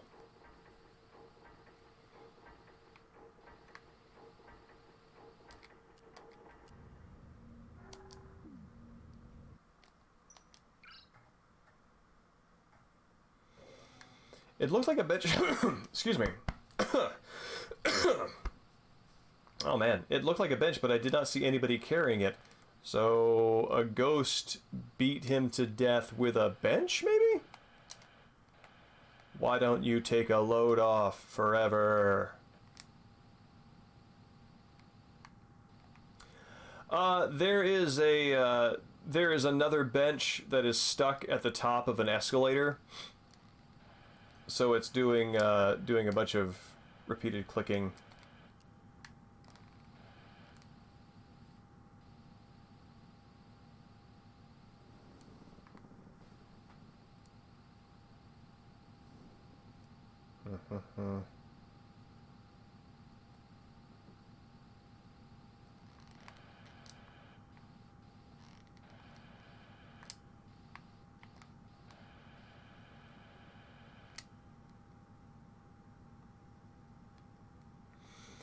No, that's very funny because it occurred to me independently that sounded like the kind of like just like a an unused cryptic statement that Coop would have heard in the Red Room.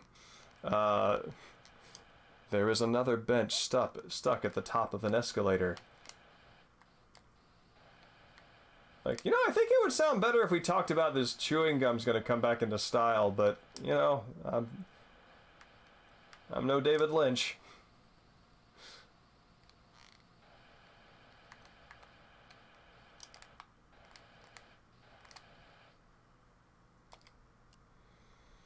Oh, that sounds like so much fun.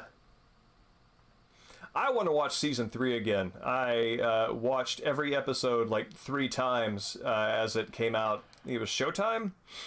Was it that it was that foot the bill for it?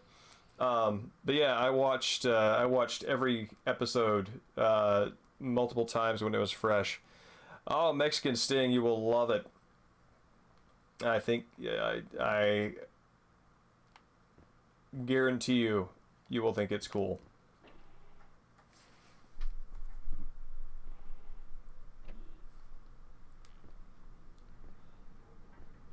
Okay, so we're going in here.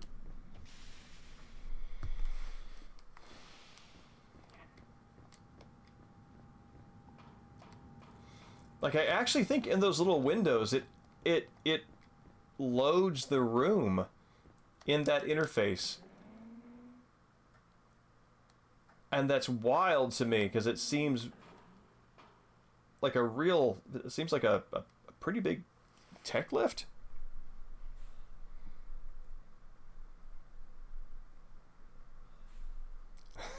Well, she should be sad, because she's missing out on something great.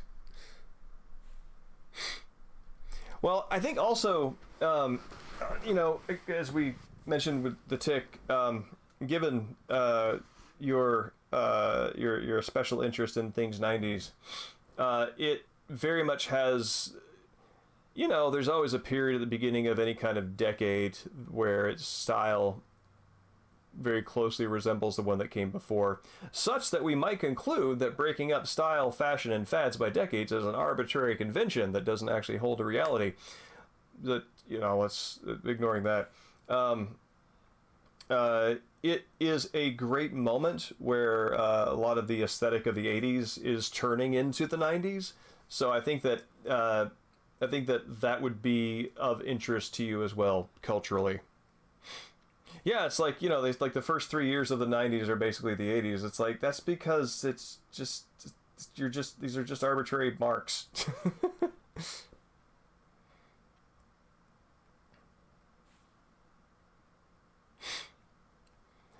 Yes, Mahafun is right. No, it's true. Well, I mean, this is the thing about those sorts of conventions. It is arbitrary at the start, but once you begin using it as a rubric, it becomes meaningful because it actually is useful. It actually has it's actually effective. Yeah, Mark Frost. Mahafun, have you read The List of Seven by Mark Frost, or listened to the audiobook of it?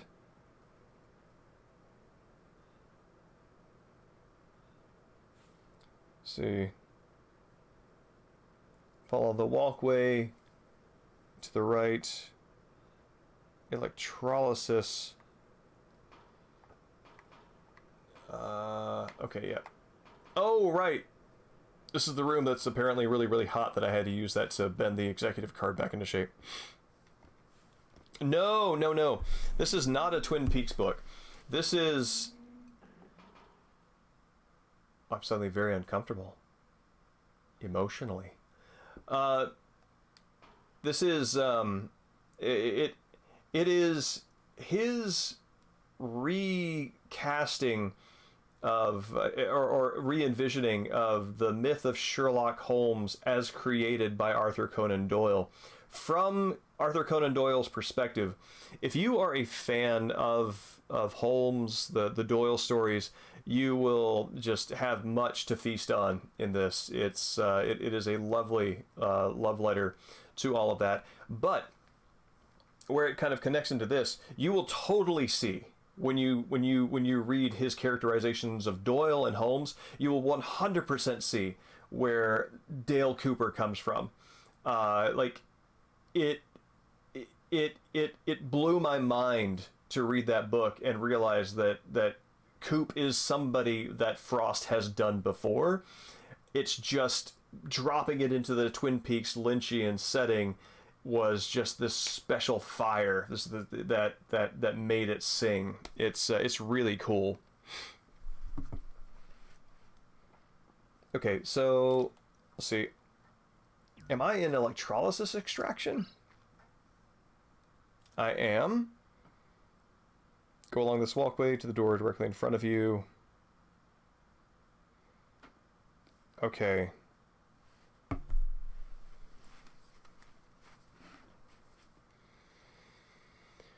Yeah, season 2 does become sitcom-y. It loses the thread a bit. And it's the sort of thing, so this is one of the things that Twin Peaks does that's interesting, and a lot of other stuff that I like this. Genre work is interesting for people who already like the genre. Twin Peaks did soap opera genre very well by attaching it to this sort of numinous weirdness that could never be fully explained or even looked at directly, and so elevated soap opera genre storytelling into something that was just very imagination captivating. And then once that numinous weirdness left, that surrealism left, it was left to the genre. So if you're not already interested in that, it doesn't hold for you very well. And as Mahafun said, wrote, yeah, Lynch does come back at the end of season 2, does Fire Walk with Me, and season 3. So it recaptures some of that. Season 3 is a more horror-y take on it. But that's. I've never articulated to myself why season 2 seems to work on a technical level, but not an emotional level. And I think that's it. I think that's it.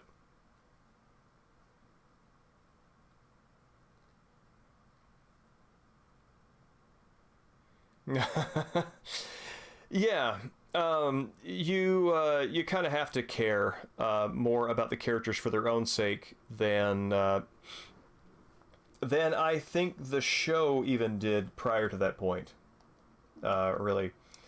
Although if you the Twin Peaks books that were released around the time of season 3, The Secret History of Twin Peaks.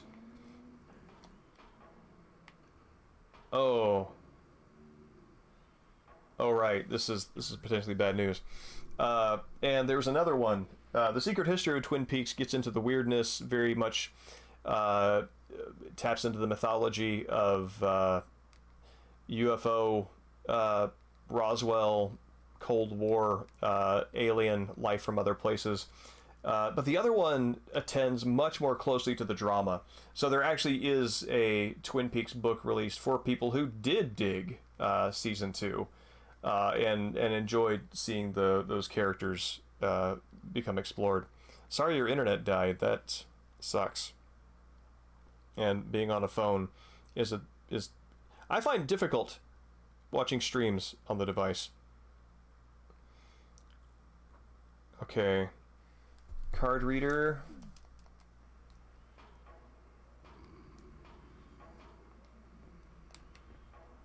There we go.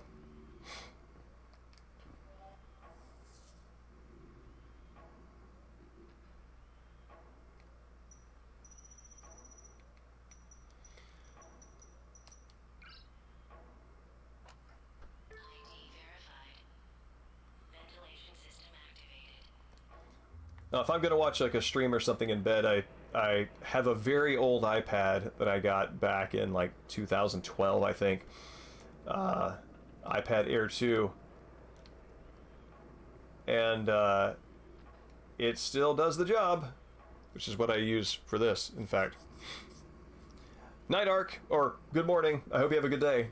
Glad we got you while you're awake. So, what I find about the Lynch-Frost dynamic, even though Frost is interested in deepening the lore, he does it in a way that really doesn't step on the toes of the weirdness and the mystery that Lynch brings to the formula. It can be enjoyed without taking anything away from that captivating quality. In part because the lore itself is never a strictly determined thing. It's written in letters, in journal entries, so everything is sort of under the umbrella of a particular character's point of view. So you never entirely know what any kind of objective reality is. And so it's a very clever way of sort of feeding the curiosity and showing more without defining anything, I think is the best way I could put it. All right.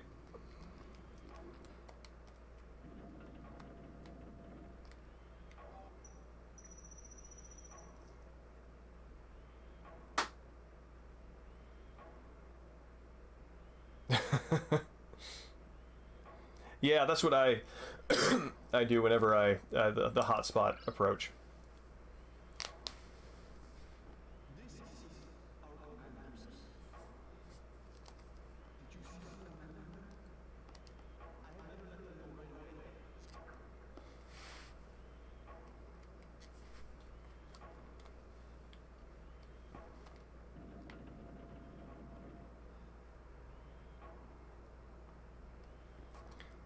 This is such a weird set of interactions.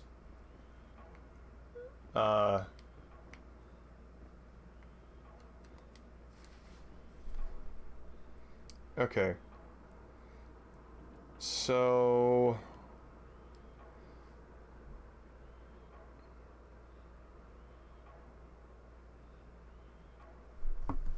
Okay.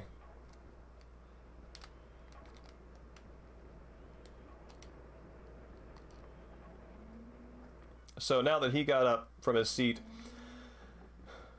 this room is accessible.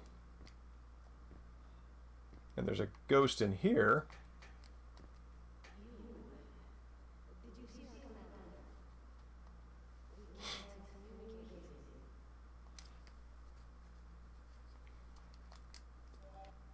So this would be Christina.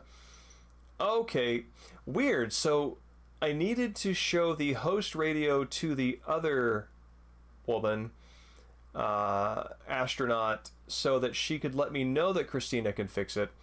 And now I find Christina and the host radio is back in my inventory, so I give it to her to fix.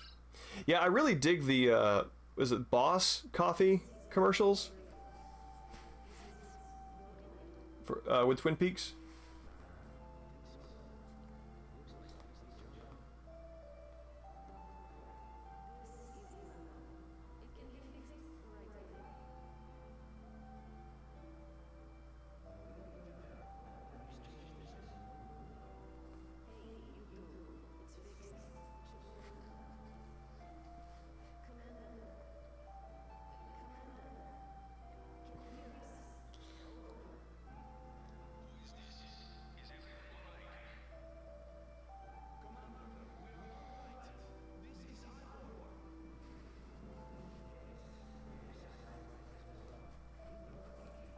Oh.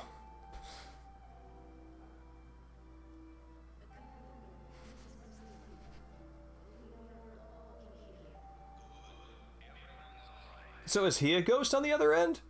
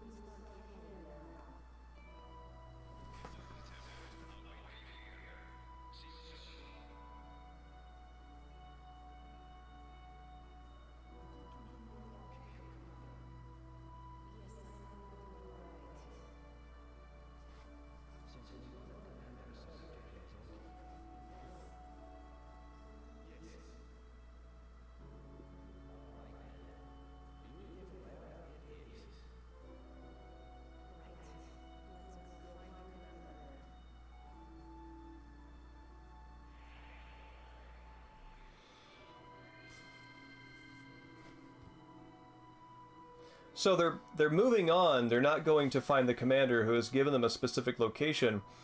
So it leaves me wondering, like, what level of awareness these ghosts have about their situation. 'Cause, like, do they think they're going to find their commander, but actually just moving on? I don't know.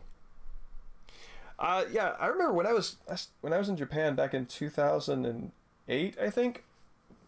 Tommy Lee Jones was the face of Boss Coffee, and I did not know that he was still riding the momentum of that what's the word, sponsorship? The word I'm looking for, promotion, something. There's a word in there.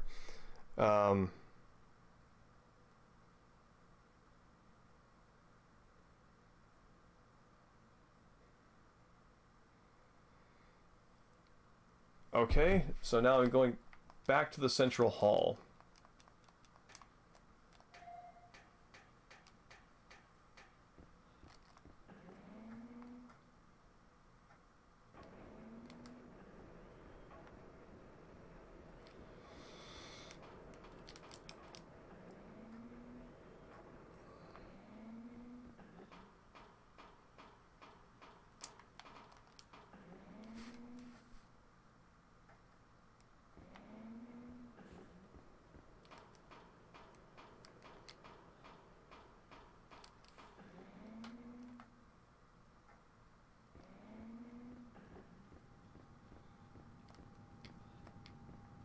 Yeah, it's interesting to me that Tommy Lee Jones, you know, he's got sort of the, I mean, the No Country for Old Men, old salt cowboy vibe.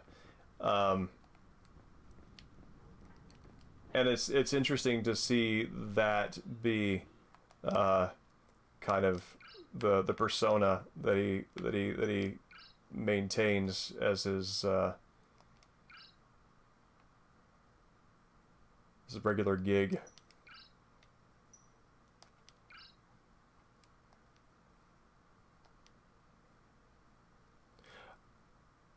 Oh yeah, yeah. No, he's super versatile. I always enjoy seeing him. Oh boy, I bet by now we have a bunch more ghost paintings from our cyborg friend.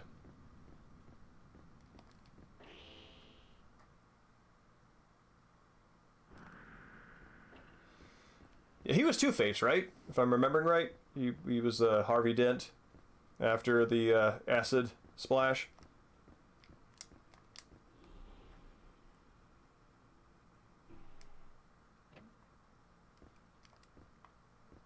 All right. Who is this? Martin Hermiker?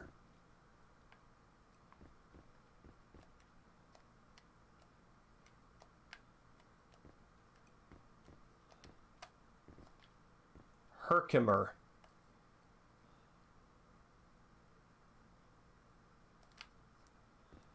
Yeah, I loved him in Men in Black. Paolo Dato.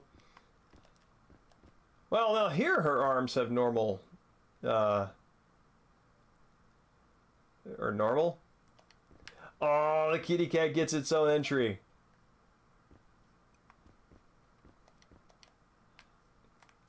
I want to read the cat's name again. Ruthie.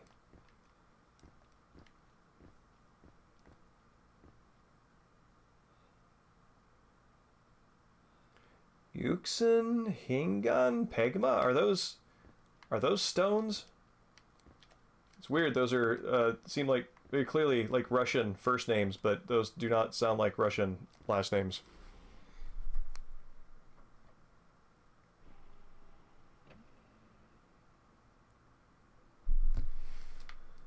Okay, energy area.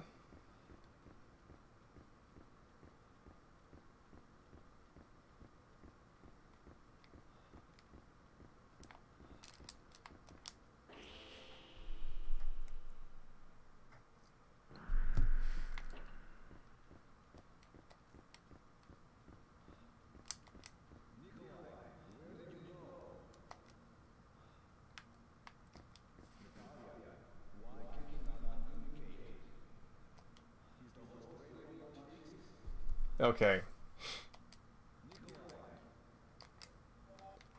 This guy needs the fixed host radio.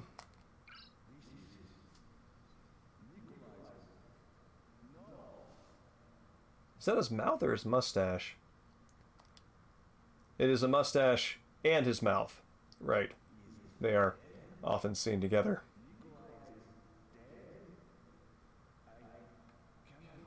Oh, if you can't believe Nikolai is dead, I've got a very bad surprise for you.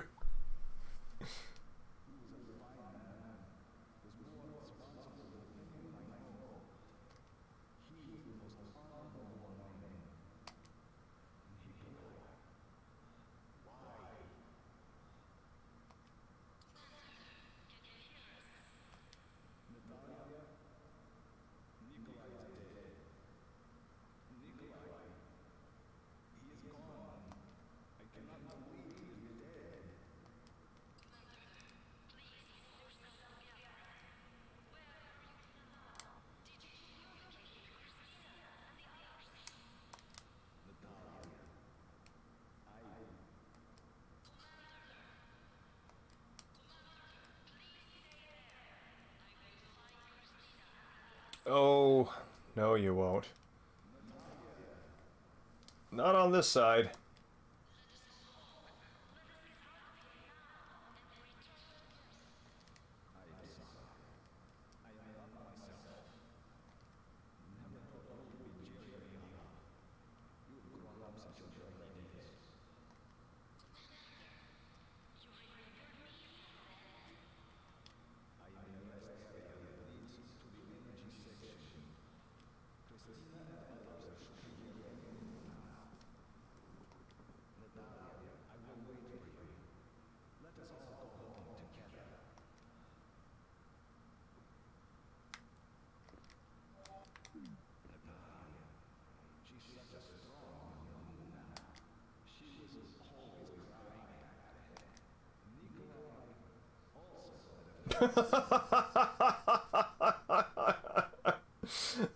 Oh man, that's not quite the glowing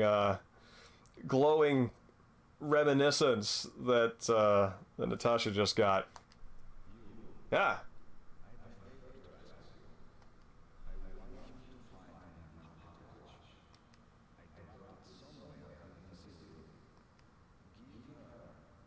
Oh my god. Seriously?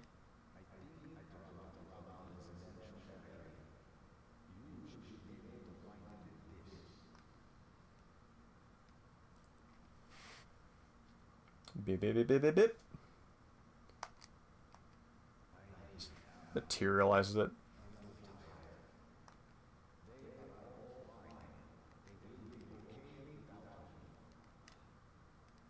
And a good thing too, because you're dead. Oh, he moved on. Again, he's not waiting for Natasha. Nobody's waiting for anybody.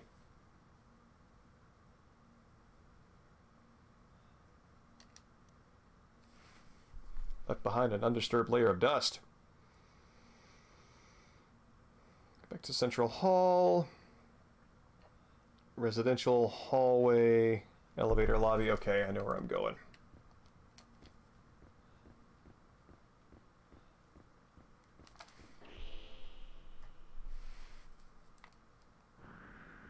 Hold on 1 second.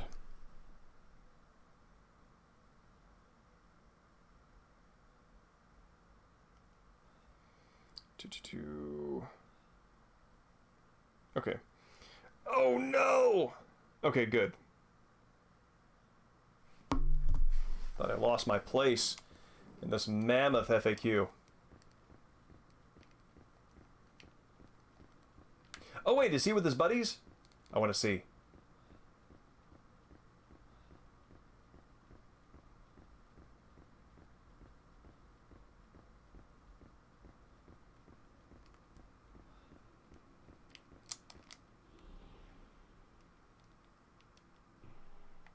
Yeah, he is.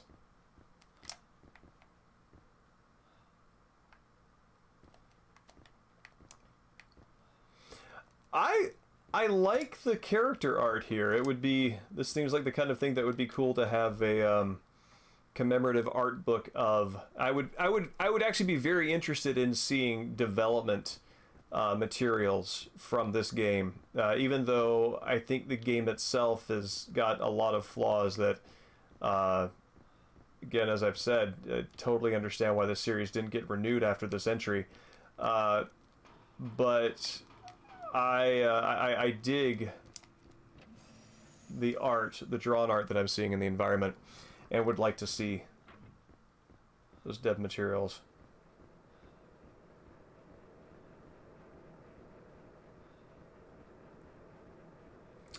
"3D glass pieces? I don't think I know what you're referring to." Okay. Elevator lobby, go to your right. Level 4 card reader. Okay.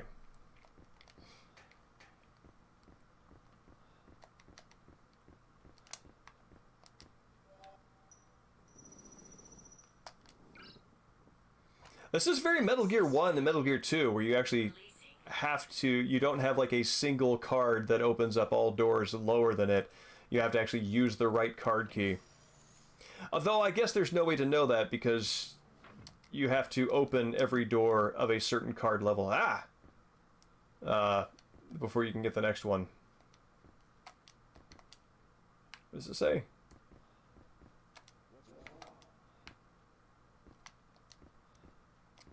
Come on. Visitor registration, okay. Alright, Mahavoon, thanks for coming out. It's always great to see you. Yeah, have a good night. And congrats on the cool new thing happening at your job, and also that you did at least get some time to acclimate.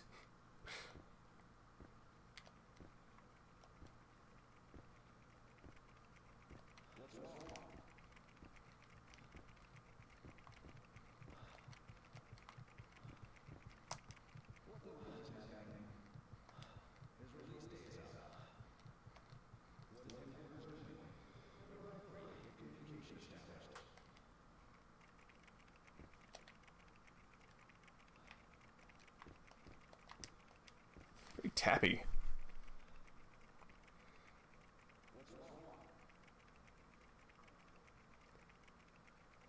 Okay.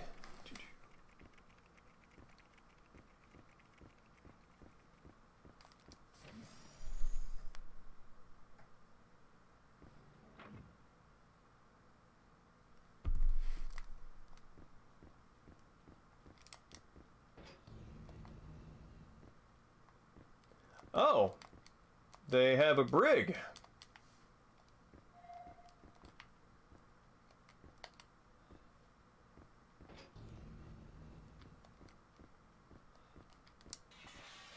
Yeah.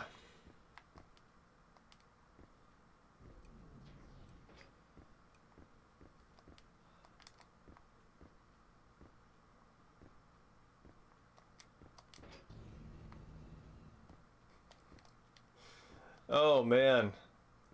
It's unfortunate to be a ghost and not be able to pass through the walls of your own jail. Stuck in jail forever. Yes, Tappy. Who is Tappy? Was that? I know that a lot of talent on that game had to use pseudonyms for union rules and otherwise. I kind of think that Tappy was just a stage name for somebody.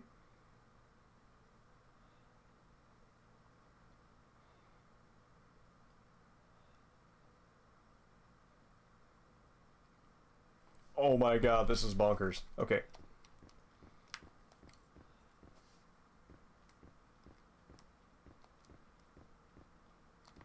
Okay.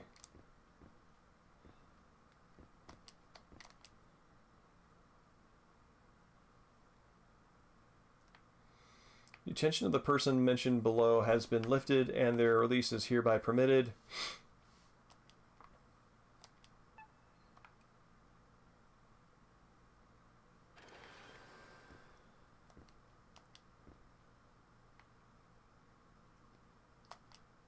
So, this is nuts, and I'm not going to backtrack for the sake of proving the point, but so you can print out this release, but I guess the guy who you need to give it to won't accept it because it's not on official company letterhead.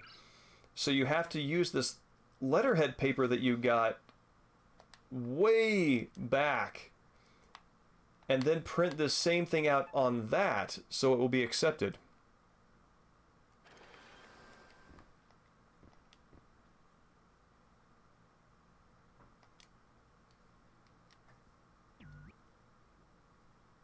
Tapi Iwase. Wonder what else he did.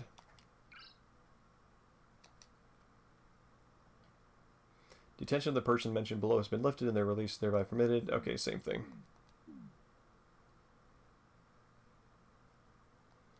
Gotcha.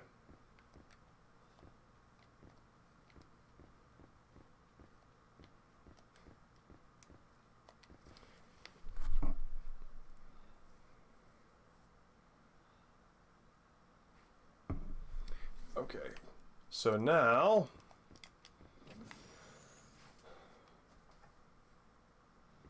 we're going back here.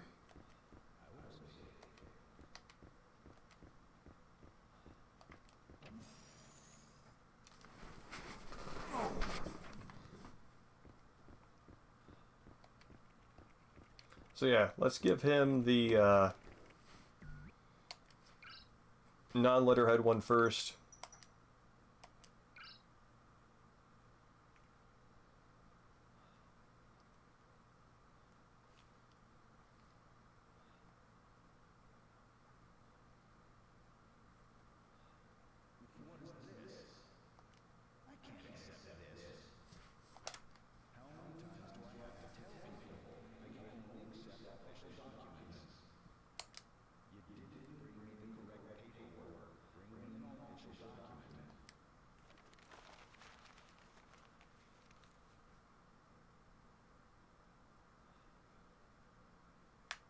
I would never draw the conclusion that I need to use official letterhead for this.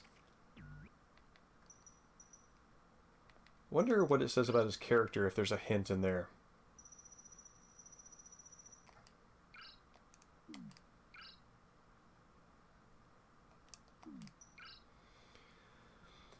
Prisoner. Release confirmation from its headquarters. Very impatient. Expected release date has already passed. Okay, yeah. Nope, no hint.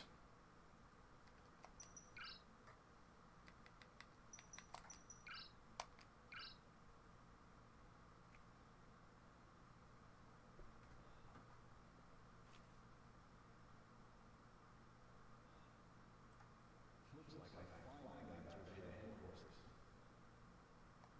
I'd better release as soon as possible. I've completed my duty, and justice has been served. Now, time to go home. God, I don't know what's worse, being stuck in a jail cell as a ghost and unable to move on because you haven't gotten your release paper, or being somebody stuck at work waiting for paperwork. Basically, that bureaucratic holdup preventing you from moving on.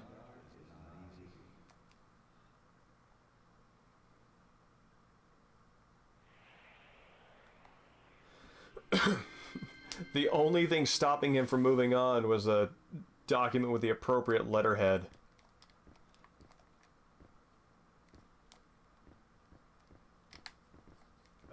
What's going on? There we go.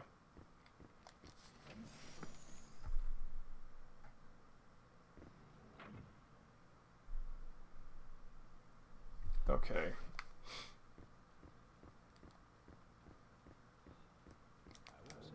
I would be very uncomfortable letting a ghost out of a jail cell.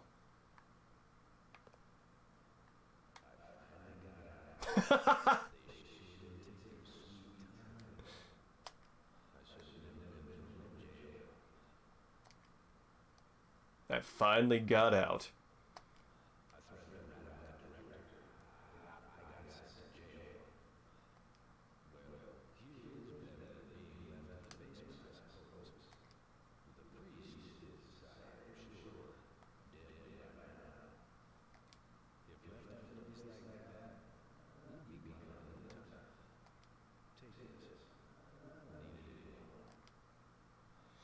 I would like to rip the audio files off this and kind of do just a sift through the voice recordings.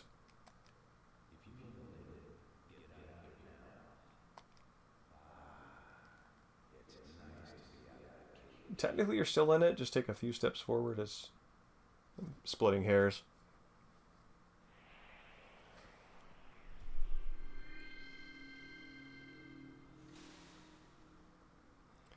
Okay.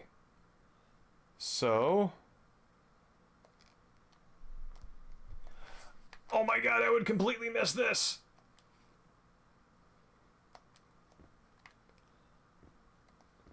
Okay, so now we're going back up to the elevator. Yeah, that's the thing. It's really weirdly compressed, and the audio is not mixed well. Even in my headphones, I can't hear it very well. It's very mushy.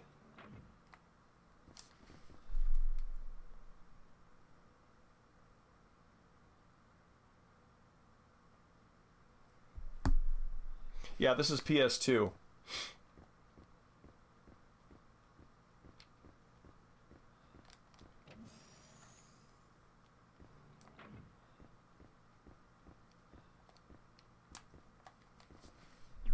See.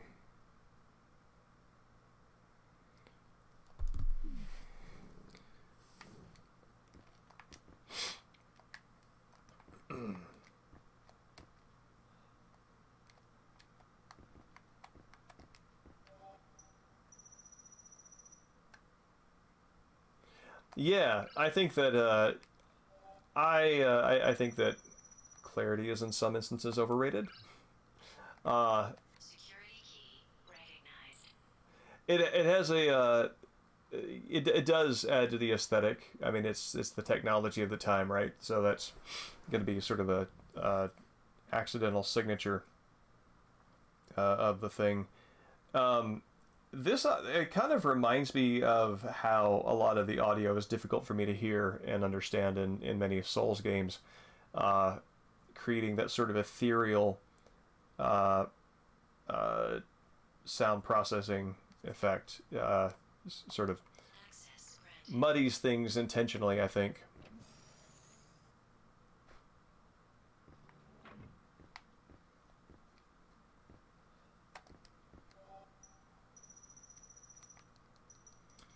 Executive card. ID verified. Ventilation system activated.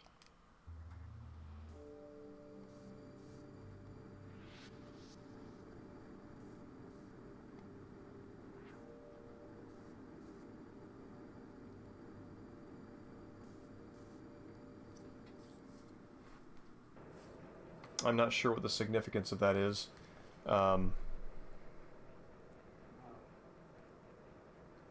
Electronic organizer.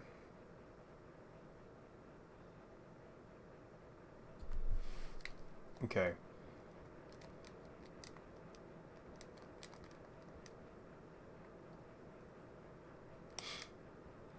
I guess that electronic organizer is supposed to be like a PDA? Oh, Claudia, his fiancée, is in that picture.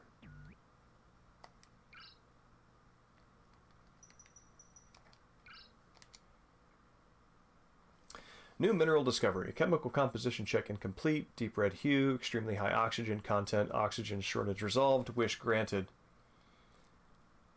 Well, that's a hell of an entry.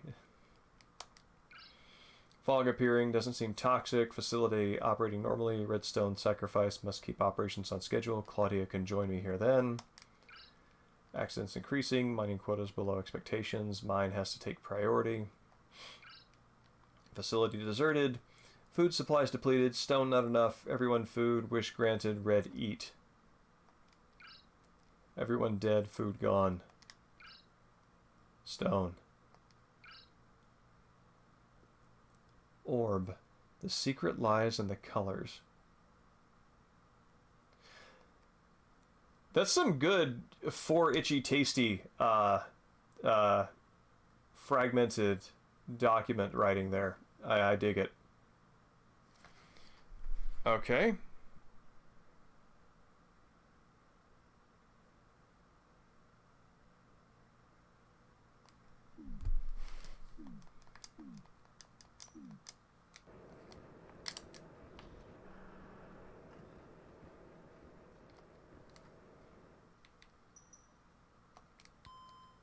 So orb is a code. Orange, red, blue. Is what it said.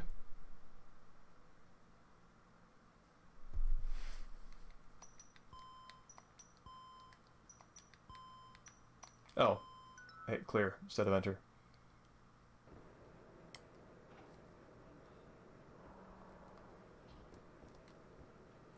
What does that say?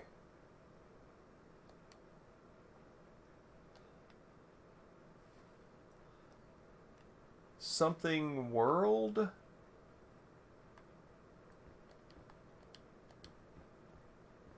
Really want to see this in like high resolution so I can read that.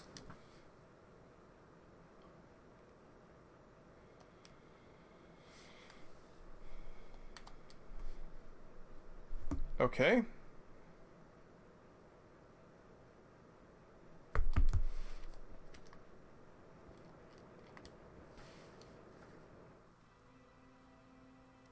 I'm an android.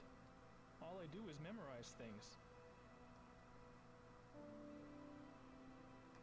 You and Claudia are apart.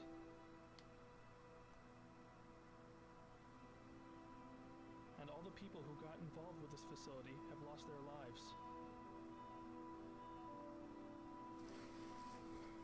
But they're also bound by memory.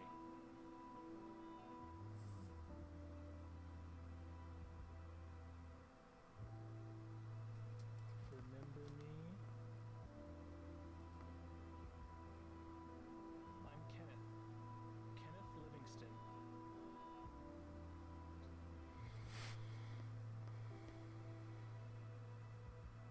This place has quieted down a lot.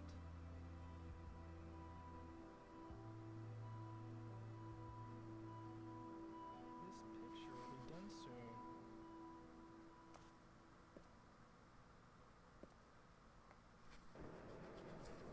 Kenneth, you're an odd duck.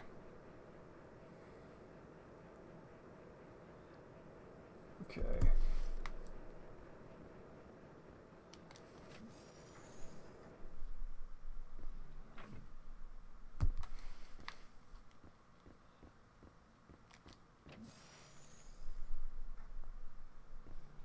Okay, I'm in the elevator lobby.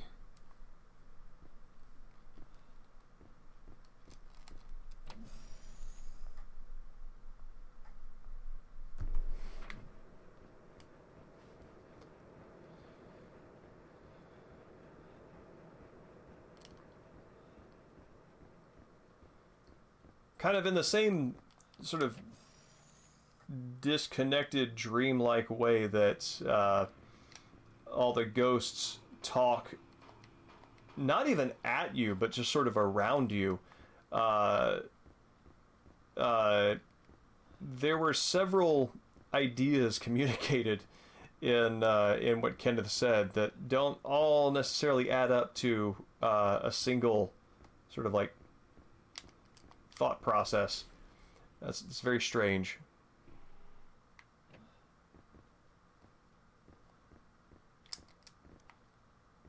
Henry Polybos, Clark Brogan.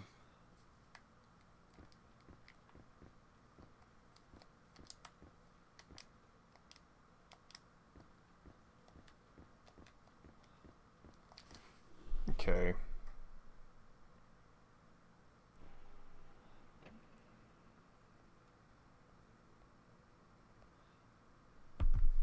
Okay, so we're going back this way.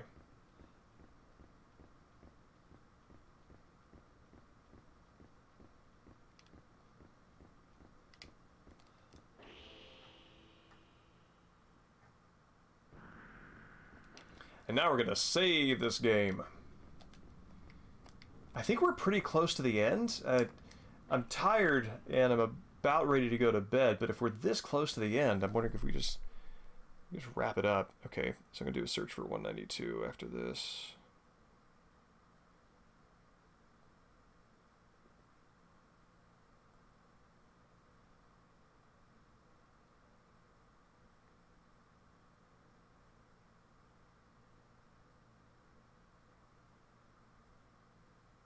Okay, I think there is enough here with different endings that we can do. It looks like there are 4 different endings that I think this will, next stream will be the last one for this, and we can not have to rush it, not have to rush to the endings, which if I were to do that now, I would probably do, as I'm fairly tired. So, this was a great stream. Mexican Sting, thanks for coming out, and all regulars who are here lurking and who have headed on, and anybody else sticking around. Thank you for coming out. Hope you all have a good night, and I will see you next week as we finish up Echo Night Beyond. Take care.